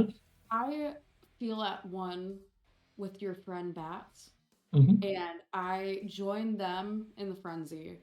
Mm. And we're in like a smallish space, yeah? You're underneath the Eiffel Tower. I think there's definitely some like enclosed. There's probably a couple of enclosed spaces that you might be able to take advantage of. Okay, I'm going If you're to. in the tower itself. I am going to use these bats, and I think in my head, I also blend in exactly with them. I look exactly like these actual bats do instead of a weird cryptid human bat thing. Yeah. And so I'm going to try and find like a slightly darker area where the bats are swarming heavier. And I'm going to lunge out at this group. You just took down the paratroopers numbers or the other group's numbers? The paratroopers. Paratroopers are at 1. Great. I am going to just go after the last of that group and try and strike out with my claws. Absolutely. I think brawl or terrify would work for this. We will always do brawl. Okay. And I'm using my gouging claws. Okay. I will say these paratroopers are like kind of floating down, so if you wanted to use your wings, you could probably easily satisfy that aerial combat thing. There I go. All right. Oh, and I got plus ambush. Okay. Yes, absolutely. All right. I got 2 6s and a 5. Amazing. Just 2 attack dice coming at you. I'll just take it. Okay. I'll take it. So our objective is at 8 challenge 1. These paratroopers are just at 1. And then this infantry squad is at threat 6 challenge 1. Fuck. Okay.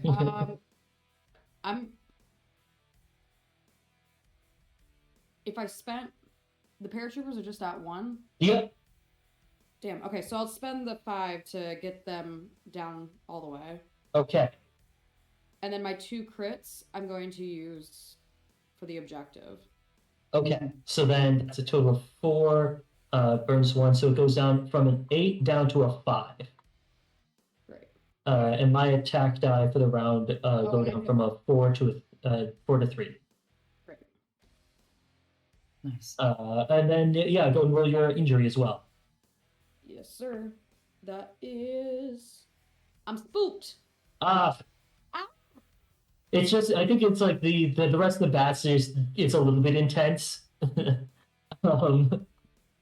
I think, like when a bird gets trapped inside a house and it just kind of runs Yeah. out of everything. That's what I am doing now. I'm kind of pinballing all around. You'll see like in like one of these elevator shafts just dents in the metal as Flint is like slamming against the walls. Yep. Chuck, I believe that's your turn. Yeah. Okay, quick question on like the kind of weapon that is on my platform. So Yes. any use of this. The microwave ray. Mm-hmm. Would that in theory like melt metal? Yeah, absolutely. Oh, sweet. So like if I tried to like chop pieces of the Eiffel Tower out to make it shorter and bring Hitler closer to us, that would be a thing. Absolutely. Yeah, that's what I would like to do. And say, go ahead and add an additional die to this for creative problem solving. On top of everything else that you're doing. So I get 4. This is fixed, right? I think for this, I think it would have to be shoot. That's fair. That's fair. fair. Using this, yeah. I get 3 for shoot. Yeah. Do I get to use 1 dice for the weapons platform and 1 for the microwave ray, or only 1? I would allow both of those. I think technically with the microwave radiation, if you're spending a use of it, you generally if something has 1 use, instead of like getting the thing, you just use the number of let's see. Generally, if things have just the 1 use, you don't get the extra like the extra die from them, but they usually have like really good like bonus conditions like that. Remind me what the bonus condition of that one was. The bonus condition for the microwave array is anti-tank, which I will say you are facing off against an armored infantry squad. But I'm aiming it at the building. I'm gonna allow it. I'm not gonna argue with you. Yeah. Again, this isn't. That's an additional 3. And then if you're using the quadrupedal weapons platform, that's another 1. The bonus condition for that is plus shrug off an incoming fire. That's okay. I'm rolling 8 dice right now. All right. Yeah. Yes, 1. There you go. Go and take a blood. You have 2 attack dice coming at you. I have 2 attack dice coming at me. I rolled 3 1s, a 3. I've got 4 successes. Incredible. Okay, so I think that, and in order to make the Eiffel Tower shorter, I'm going to need to spend at least 2, right? Because it burns one of them. Correct. Okay, so you said I have 2 attack dice coming at me? Correct. Okay, I'm gonna. Oh, well, okay, so I'm gonna definitely use 2 of my die. Well,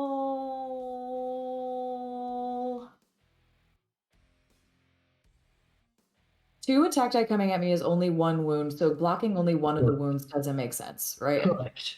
Okay. Yeah, okay, and then, yeah, well then, yeah, I'm gonna spend all 4 of these successes against the objective. Amazing. So, but only 3 go against it, right? So I'll take it down from a 5 down to a 2. Beautiful, beautiful. The legs, I shoot the beam. Yeah. Oh, wait, let me roll my injury. Injury. Let's see what it is. Mauled.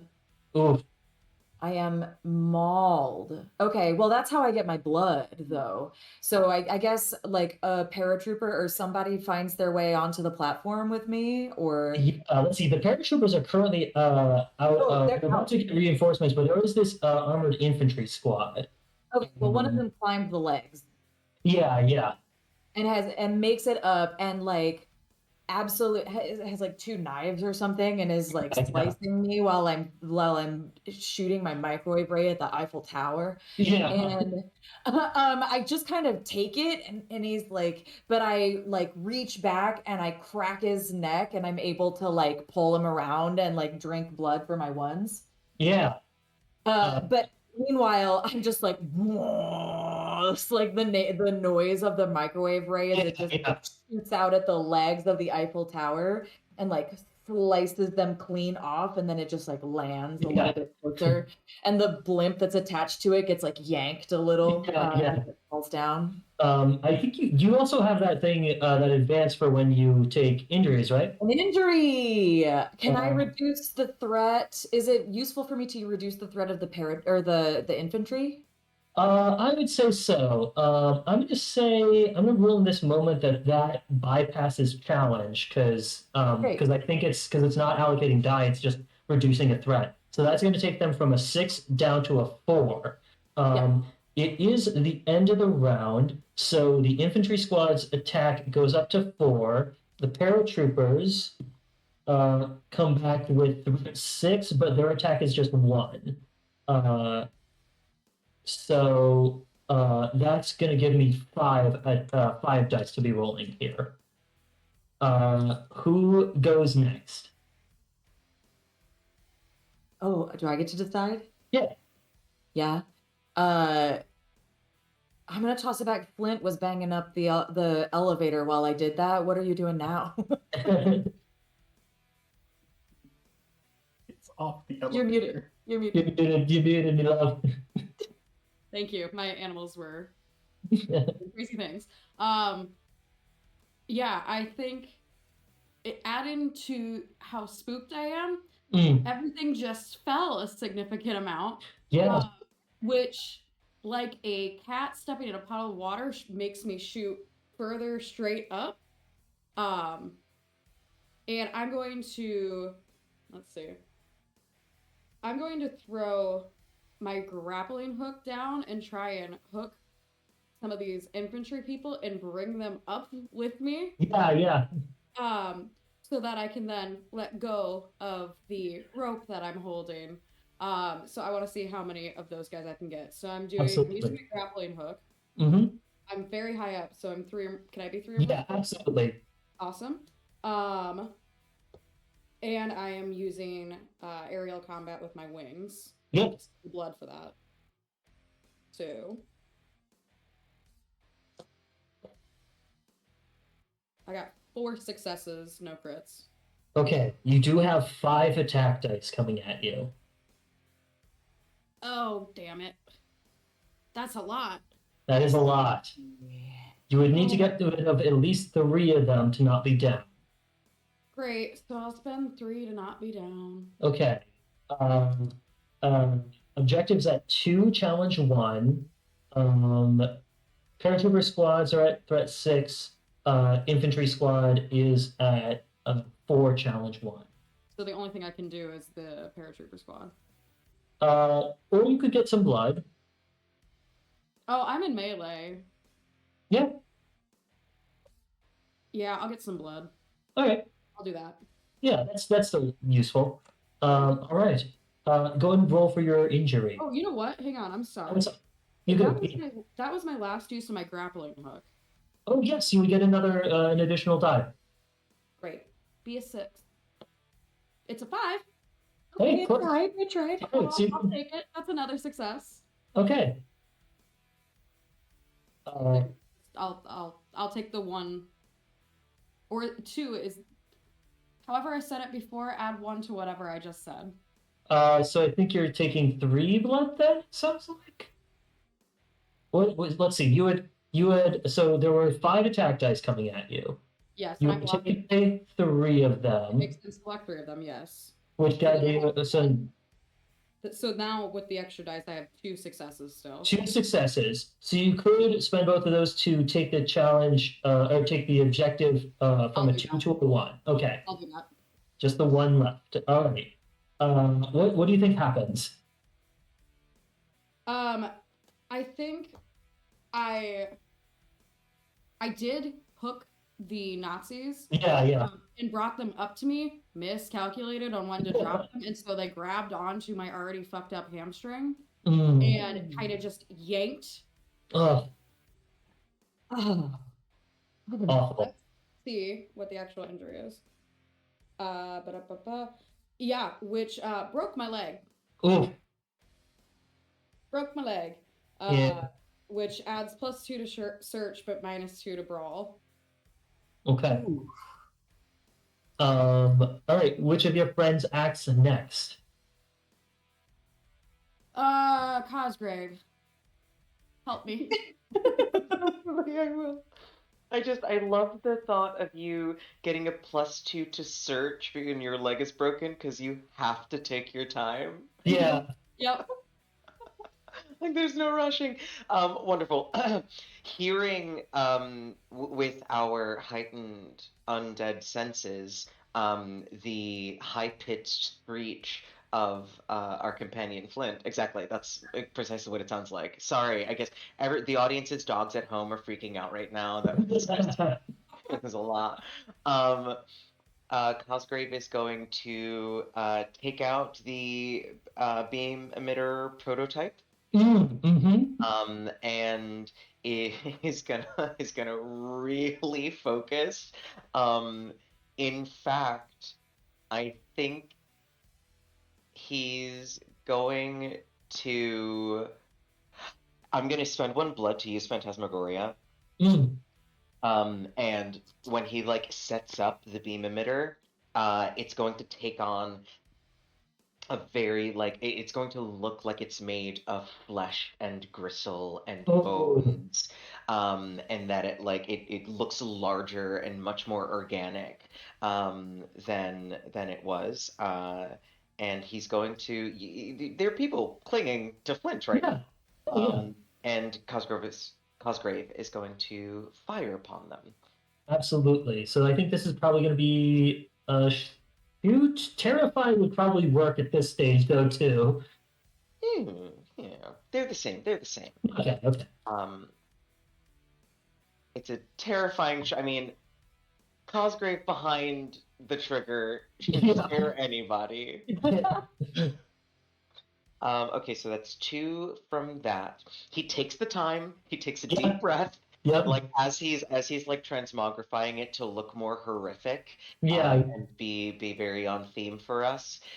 He's the reason he's using Phantasmagoria to project this horrifying image is that he's really back there like focusing on the little buttons and the little things together and making sure. By making it absolutely horrendous. Certainly doesn't want anyone seeing him be thoughtful.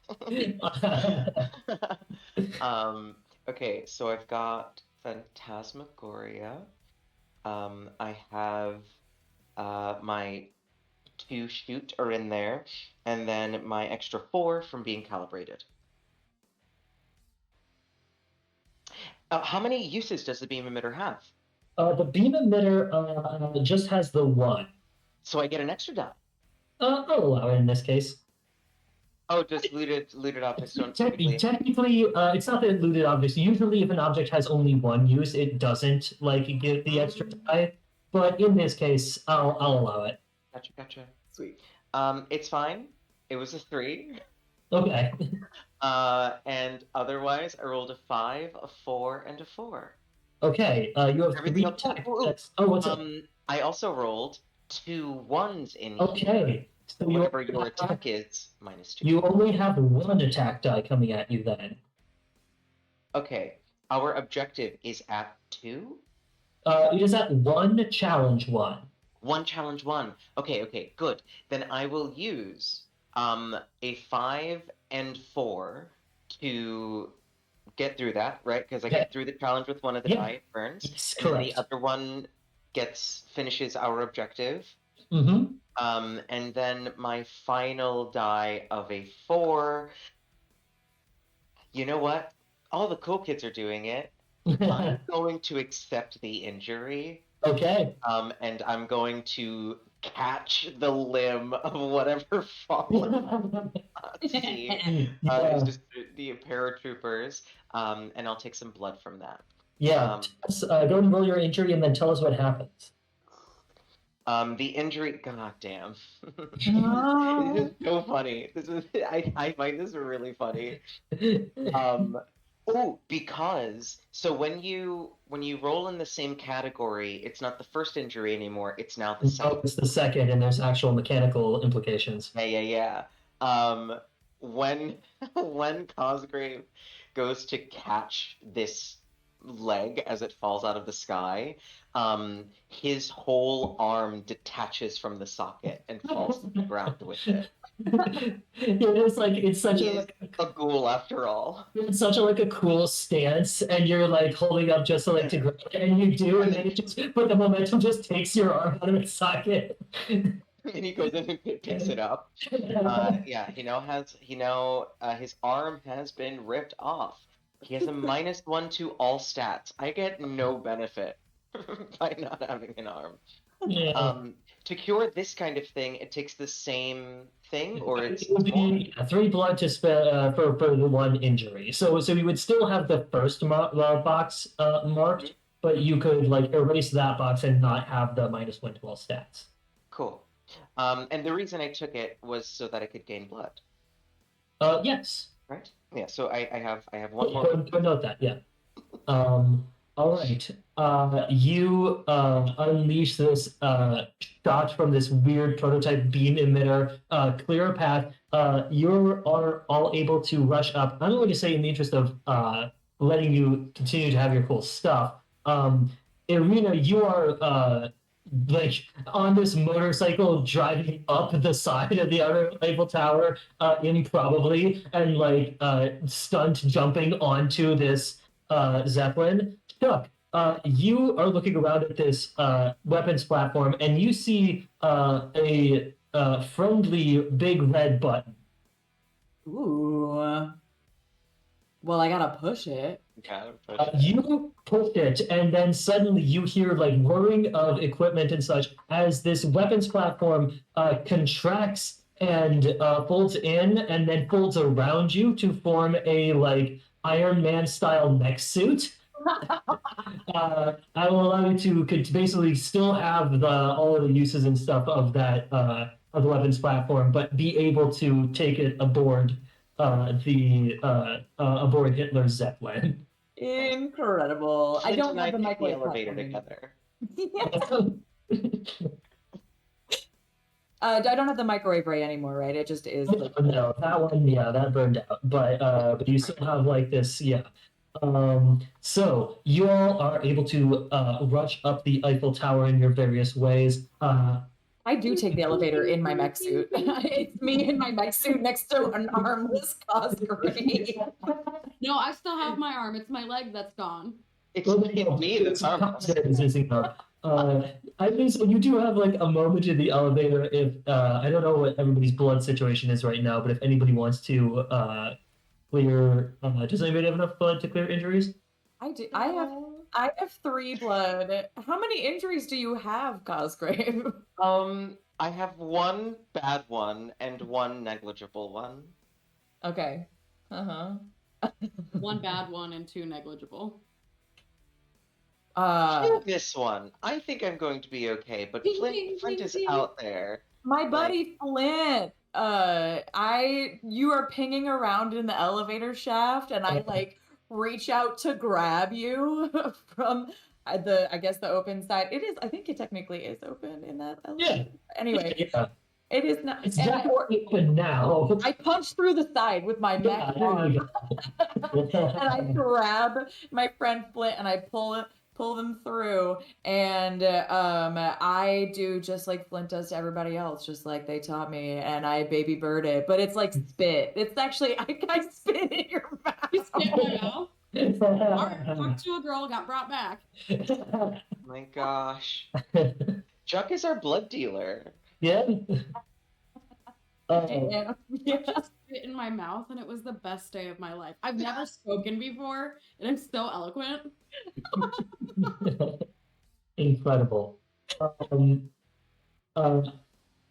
you all make your way to Hitler's broadcast suite. I would say that Irina, you're going to be the first one arriving on scene here, as the others are just taking the elevator, and you're like hair blowing in the wind on this like motorcycle up onto the zeppelin, like landing on one of the and like crushing like one of Hitler's like flight crew as you like make the jump over to like the loading dock or whatever of this zeppelin. You all reconvene just outside the or rather, you all managed to race through this zeppelin, see that it is filled with decadent marble and gold filigree, stolen treasures from across northern Africa, Asia, and Europe, as well as a number of Hitler's own paintings, all of them entirely without any artistic merit whatsoever, and reconvene just outside of Hitler's broadcast suite. Kicking open the doors, you see an elaborate set has been constructed to give the impression of power and superiority. Great banners hang from every wall. An iron and basalt lectern stands atop a staircase, and in direct opposition of Zeppelin operational safety guidelines, a roaring fire pit occupies the center of the chamber. Here, Hitler has been awaiting the arrival of the invaders with anticipation because he has an ace up his sleeve. You see in the center of the, or actually this is just off center of the room, with their back to you initially is a hulking figure that you see has an array of like mechanisms that as you enter press and screw wolf teeth into the spinal column. You hear a terrible cracking and groaning as the Werehund, the world's very first Nazi werewolf, turns and faces you. Hitler's intention is to broadcast live footage of the slaughter of the vampires to every receiver in Europe, of which there are a few in 1943, but it's enough to make a point. Fang's desperate assault is the Allies' last hope, and to nullify it on camera is to win the war. Hitler poses no direct threat to the vampires. He is weaker than the average German soldier and hopped up on so many amphetamines that he can barely shoot straight. Unfortunately for Fang, and thanks to the latest advances in Nazi occult research, he is protected by a full-blown lycanthrope. So, we are done with objectives. The only obstacle between you and Adolf Hitler now is the Werehund. Multiple infusions of cursed wolf blood and implanted canine teeth against the spinal column has given this soldier the ability to transform into a half-man, half-hound with impossible strength. Even a vampire should fear the nightmare hand of the Werehund. It is threat 10, challenge 1, attack 5. Additionally, when marking an injury from the Werehund, you check off all available boxes in the section rolled, not just the highest available one. It also has regeneration. Its challenge cannot be lowered in any way. Yeah. So, Irina, you are the first to act. I am going to light my last of the cigarettes from a hanged man. Mm-hmm.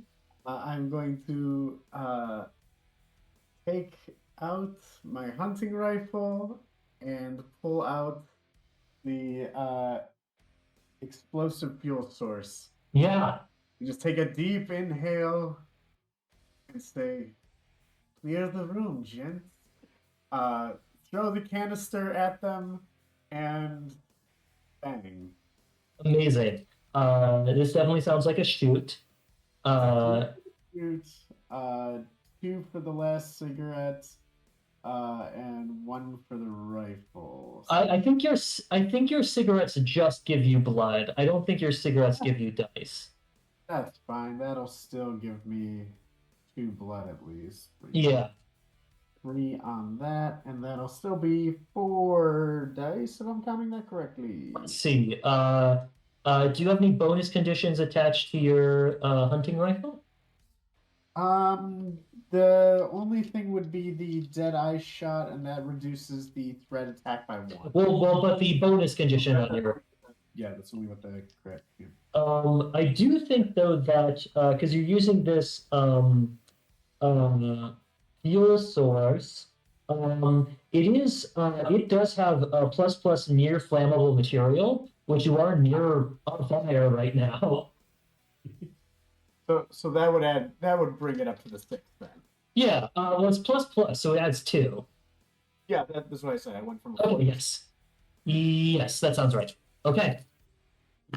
Heck yeah, we got 1 crit, 3 success, 2 fail. Okay. You have 3 attack dice coming at you. Remember, if you take, even if you take a regular injury, you will mark off both. Yeah, if I block with the 3 successes, I'll still have a crit to mess with them. Yeah. There you go. All right, then I will block, and then I'll just have to hit him with the crit. Okay. You want to use your. It reduces the attack rating, right? Yes. Okay, so that takes him his attack from a 5 down to a 4. What do you think happens? As the creature like catches the thing and the gun goes off, exploding it, it would be kind of like clearing the space. Several of its claws heavily damaged. Yeah, absolutely. All right. Who goes next? I definitely think Flint needs an extra couple of seconds. Chuck. Mm-hmm. Yeah. Oh, Chuck, darling. I like pound my metal fist into my other metal fist, and then I'm gonna launch myself at this.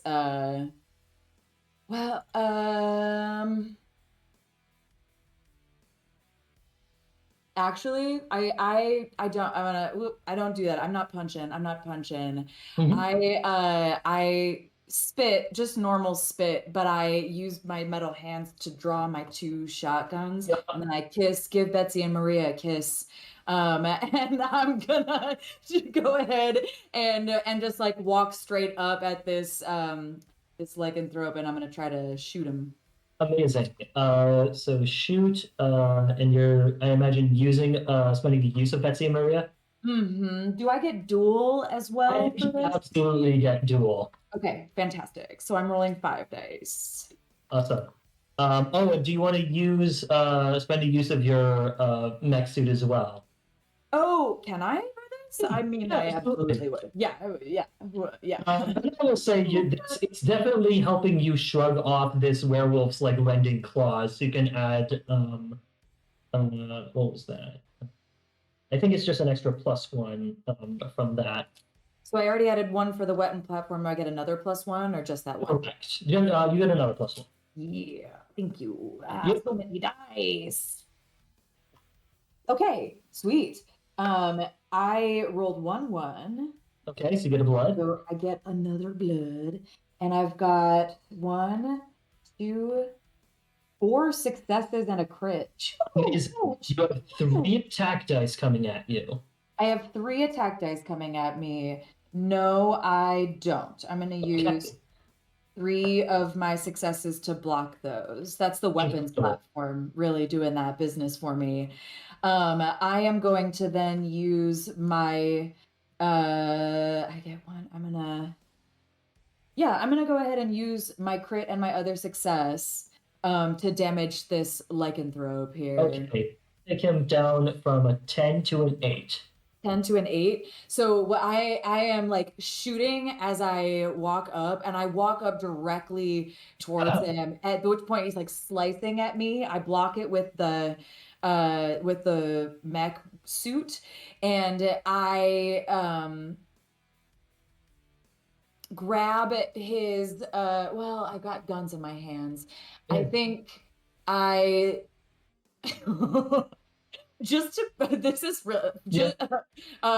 I'm like right up in his face, and I'm imagining that he's growling at me, and I growl right back, and I know I didn't take the lashing tongue, but I have an extra long tongue. It's really I allow you to use it like flavor wise.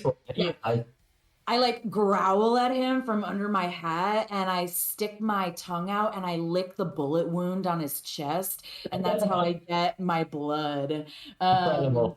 And that's what I've done. Amazing. All right. Who goes next?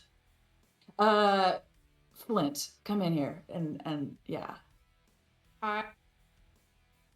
As Chuck is licking the bullet wound, I'm going to use that moment to try and sneak around the other way and get behind him so that he's kind of flanked. Yeah. And I'm going to take my steel gouging claws and I'm assuming he's much taller than me. He's big huge. boy.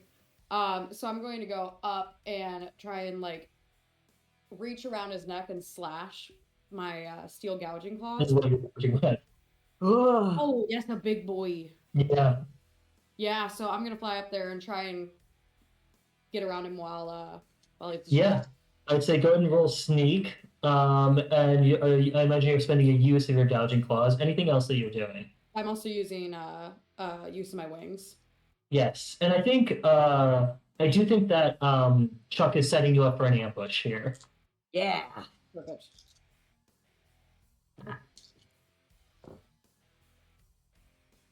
Okay, I've got 3 4s and a crit. Okay, you have 2 attack dice coming at you. Great. So no, I don't. Yep. So now I have a crit and a 4, which I will use on the big boy. Okay, so that takes him from an 8 down to a 6. Great. Cosgrave, you are up. All right.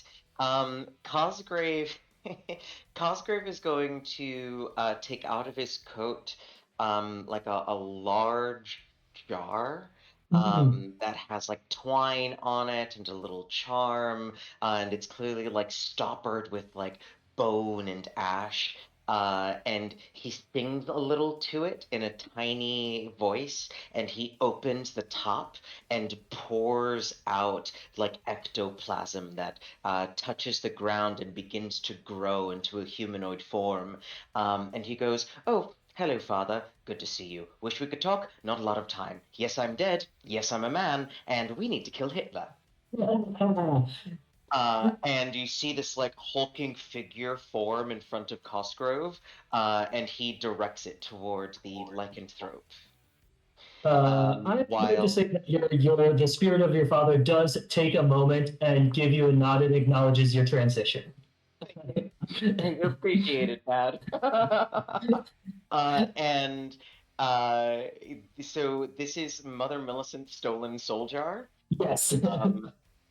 And while Cosgrove's father rushes forward to grapple with this big lycanthrope, Cosgrove is going to spend a blood. This is why I never have blood. I spend it every round. Cosgrove is going to spend a blood to use his old faithful, a phantasmagoria. But what he's going to do is work it on the fireplace. He's not working it. He's working his magic on the fireplace. And what are dogs afraid of? Vacuum cleaners. He's going to cause the flames to turn into a giant turn of the century vacuum cleaner and turn on in a big plume of smoke and fire. Don't take an additional die for that. Thank you. Thank you. All right, so that's an extra. I get Mother Millicent's stolen jar.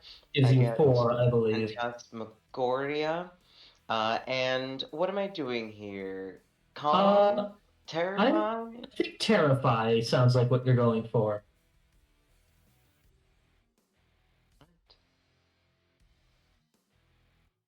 I didn't roll any ones. Well, you do have only 1 attack die coming at you. Oh, hell yeah. That's very lucky. That's very lucky. I have a 5, a 6, a 5, a 5, and everything else is 2s. Ugh. I rolled 2s, 6s, and 5s. 5, 6. Wonderful. So with... It has 1 challenge rating? It is rating 6, challenge 1, yes. Challenge 1. If I use a crit against it, does the whole crit get burned? Yeah, well, I would say that I would say a crit yeah. Cool. Um. That's not what I'm gonna do. Instead, Mhm. I'm going to use my back pocket hacks with my special Mhm. and reduce the threat's attack rating by 1. Yeah. That'll take him from a 4 down to a 3. Nice. And then everything else is going into attack. So that's 3 to attack. 1, 2, 3. Okay, so that'll take him from a 6 down to a 4. Incredible. I All get right. hit. Oh yes, you. Yeah, because you didn't defend yourself. So go and roll. You'll take both. Ah. I rolled twice. Oh yeah, that's right. I rolled 1 and I take both. Yeah, So it rolled a 1, but I'm already missing my arm. that's fine. That means that you will just mark mark the second. Oh wait, It's gone already. oh you already have that. I'm gonna say in this instance go and roll again. Oh. So I think yeah. For the second roll, he gets a 6. Oh, yeah. Like handling the spirit of his father and the souls he put into this phantasmagoria, he lost concentration on the captured spirits of his grimoire. The book throws itself open and pages of flesh go flying all around as all of the spirits are finally released. The wards are compromised. I can't spend blood to use abilities. That's it. That's my last Phantasmagoria. Oof. Okay. Top of the round. Who wants to go next?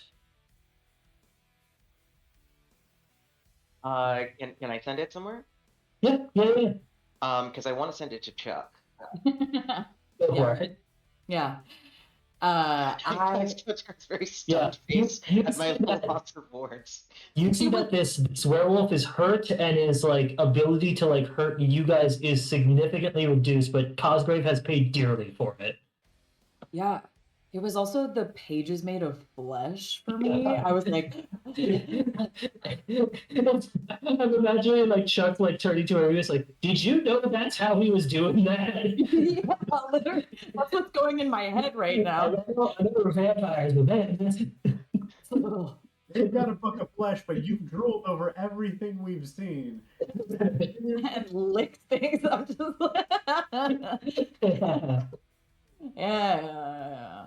I think that I am going to, seeing that happen, I'm gonna go ahead and I'm gonna brawl at this guy. I actually just narratively, I do think well, I'm gonna go ahead and take the time to sheathe Betsy and Maria. I care about them too much to just drop them to the floor. Yeah. And so I sheathe them, and then I'm gonna use my acid spit to spit in his eyes.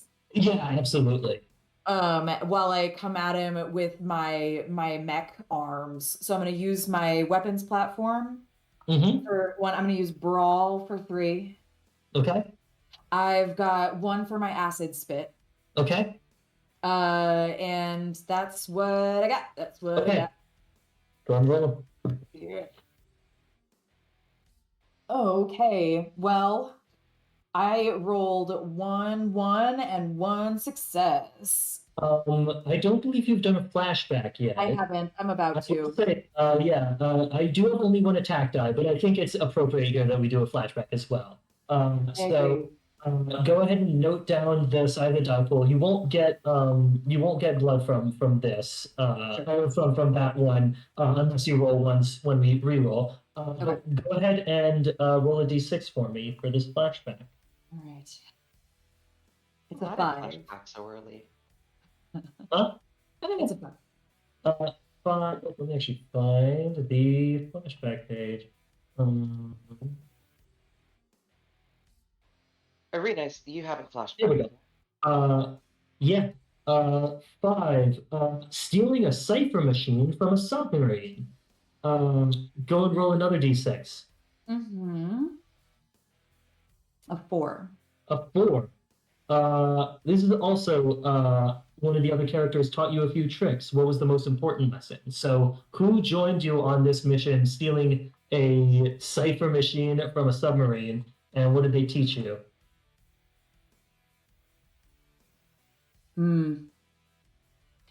I think, especially I think that it was Cosgrave and me in the submarine. And I think that Cosgrave taught me that fear is just as strong as any other weapon. Yeah. Because he's always doing that, striking fear into the heart of people. And so that's what I lean into. I just try to become a more fearsome version of myself. Go ahead and roll that whole dice pool again +2. Great. All right, so that is 7 now. Come on, baby. Yeah. That's much better. Thank you, dice. I didn't get any ones that time, but I did get 4 successes. Incredible. You have 1 attack die coming at you. Okay. No, thank you. And then we're at threat 4, challenge 1. Okay, threat 4, challenge 1. I am going to how do I make this a more fearsome attack? Because I am going to I spent my blood. There are spirits that are like all over the place. So there's this strange summoned fiery vacuum.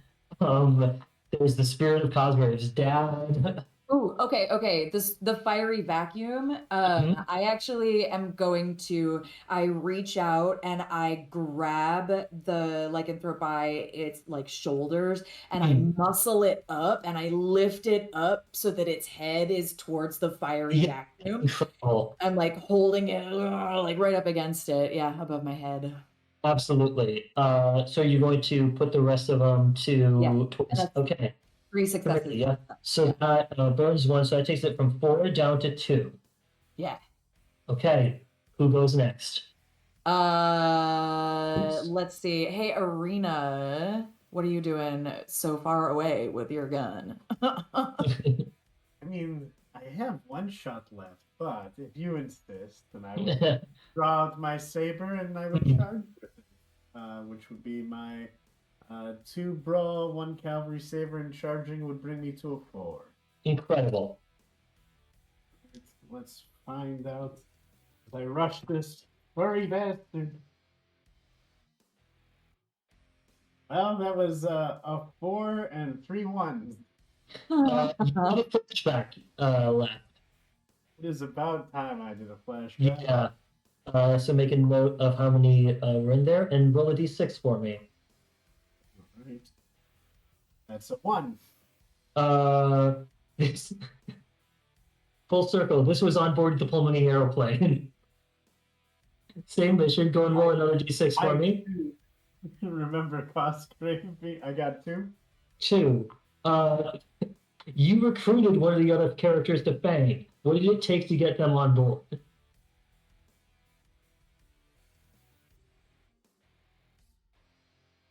Say that one more time for me. One of the other characters, you recruited them to Fang. What did it take to get them on board? I promised it would be an easy job. All we had to do was get there. We would be able to pick up some items, come on back. It was a very quick snatch and grab. I had no idea how quickly things would turn. Amazing. Last time I asked Cosgrave to join me on an airplane.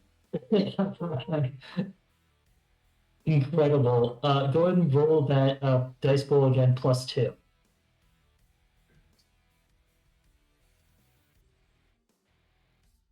There we go. 2 crit, 2 success, 2 fail. Okay, there are 2 attack dice coming at you. And the threat is at 2, challenge 1. I think I can take care of all that. Use my 2 normal successes to block the shots and my 2 crits to fly past and stab into that gut. Yeah, tell us what does it look like as you end the Verhoon's life? It is just flashing back to that scene where where Cosgrave and me are in the airplane and they are shooting the stewardess that was actually an evil Nazi spy. Mhm.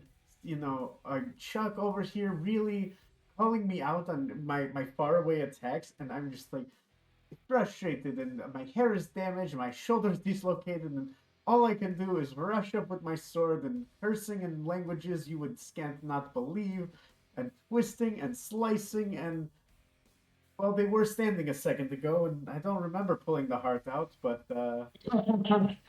see, this is what you get when you ask me to get personal and close. um, the Verhund falls. Verhund. Like my dog. I drop it to the ground now that its heart has been Oh crushed. yeah.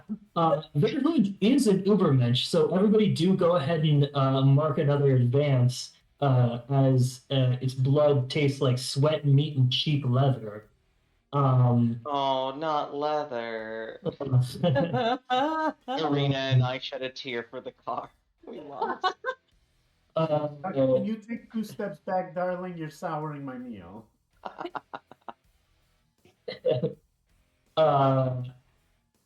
You all take a moment, drain this werewolf of its blood, then turn.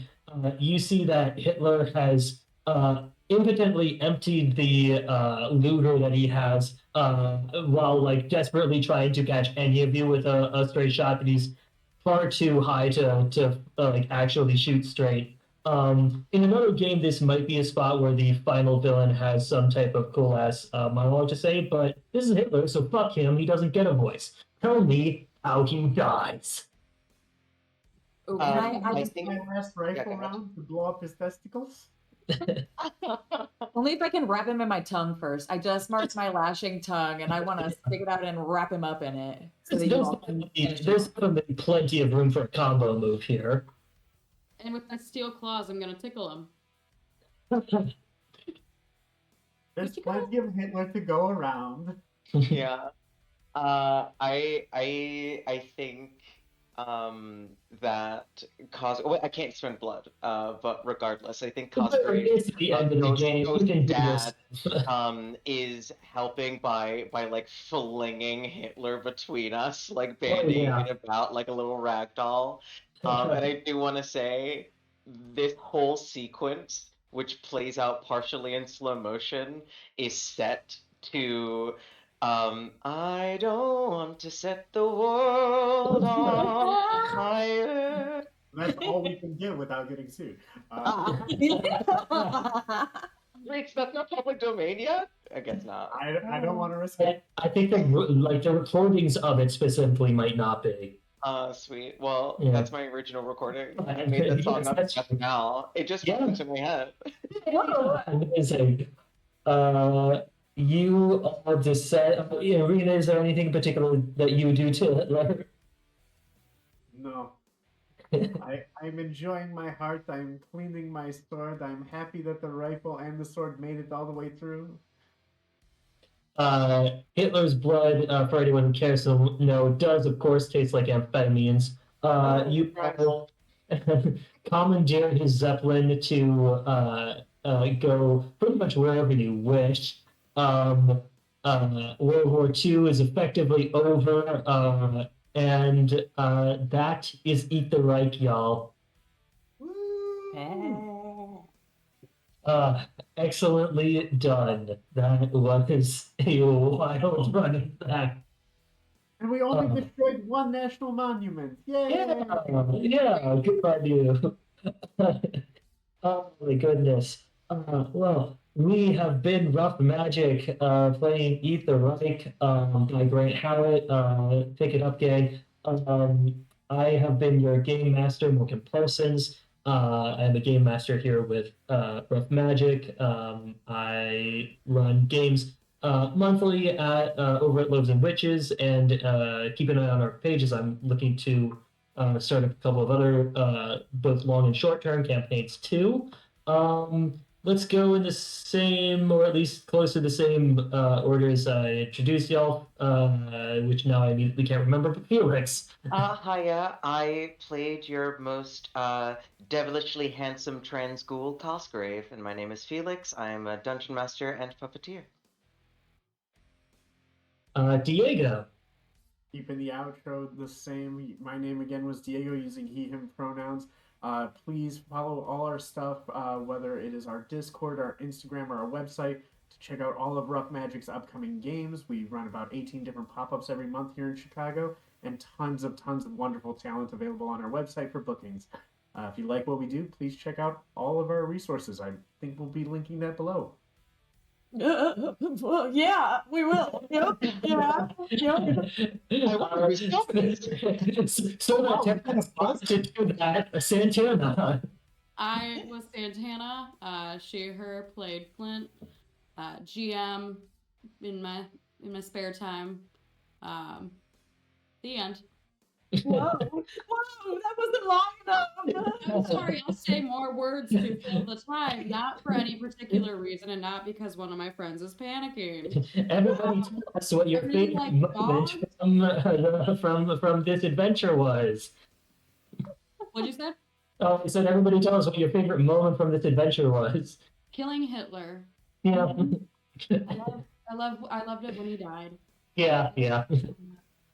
And Tara. I did. I put the website in the chat. It's roughmagicgames.com. If you aren't watching us live and you're watching us on YouTube, you should come hang out with us live. Yeah. So you can see cool fun things that we put in the chat, and you can chat with us, and that's really fun. Speaking of streams, you want another chance? You want to come see us live?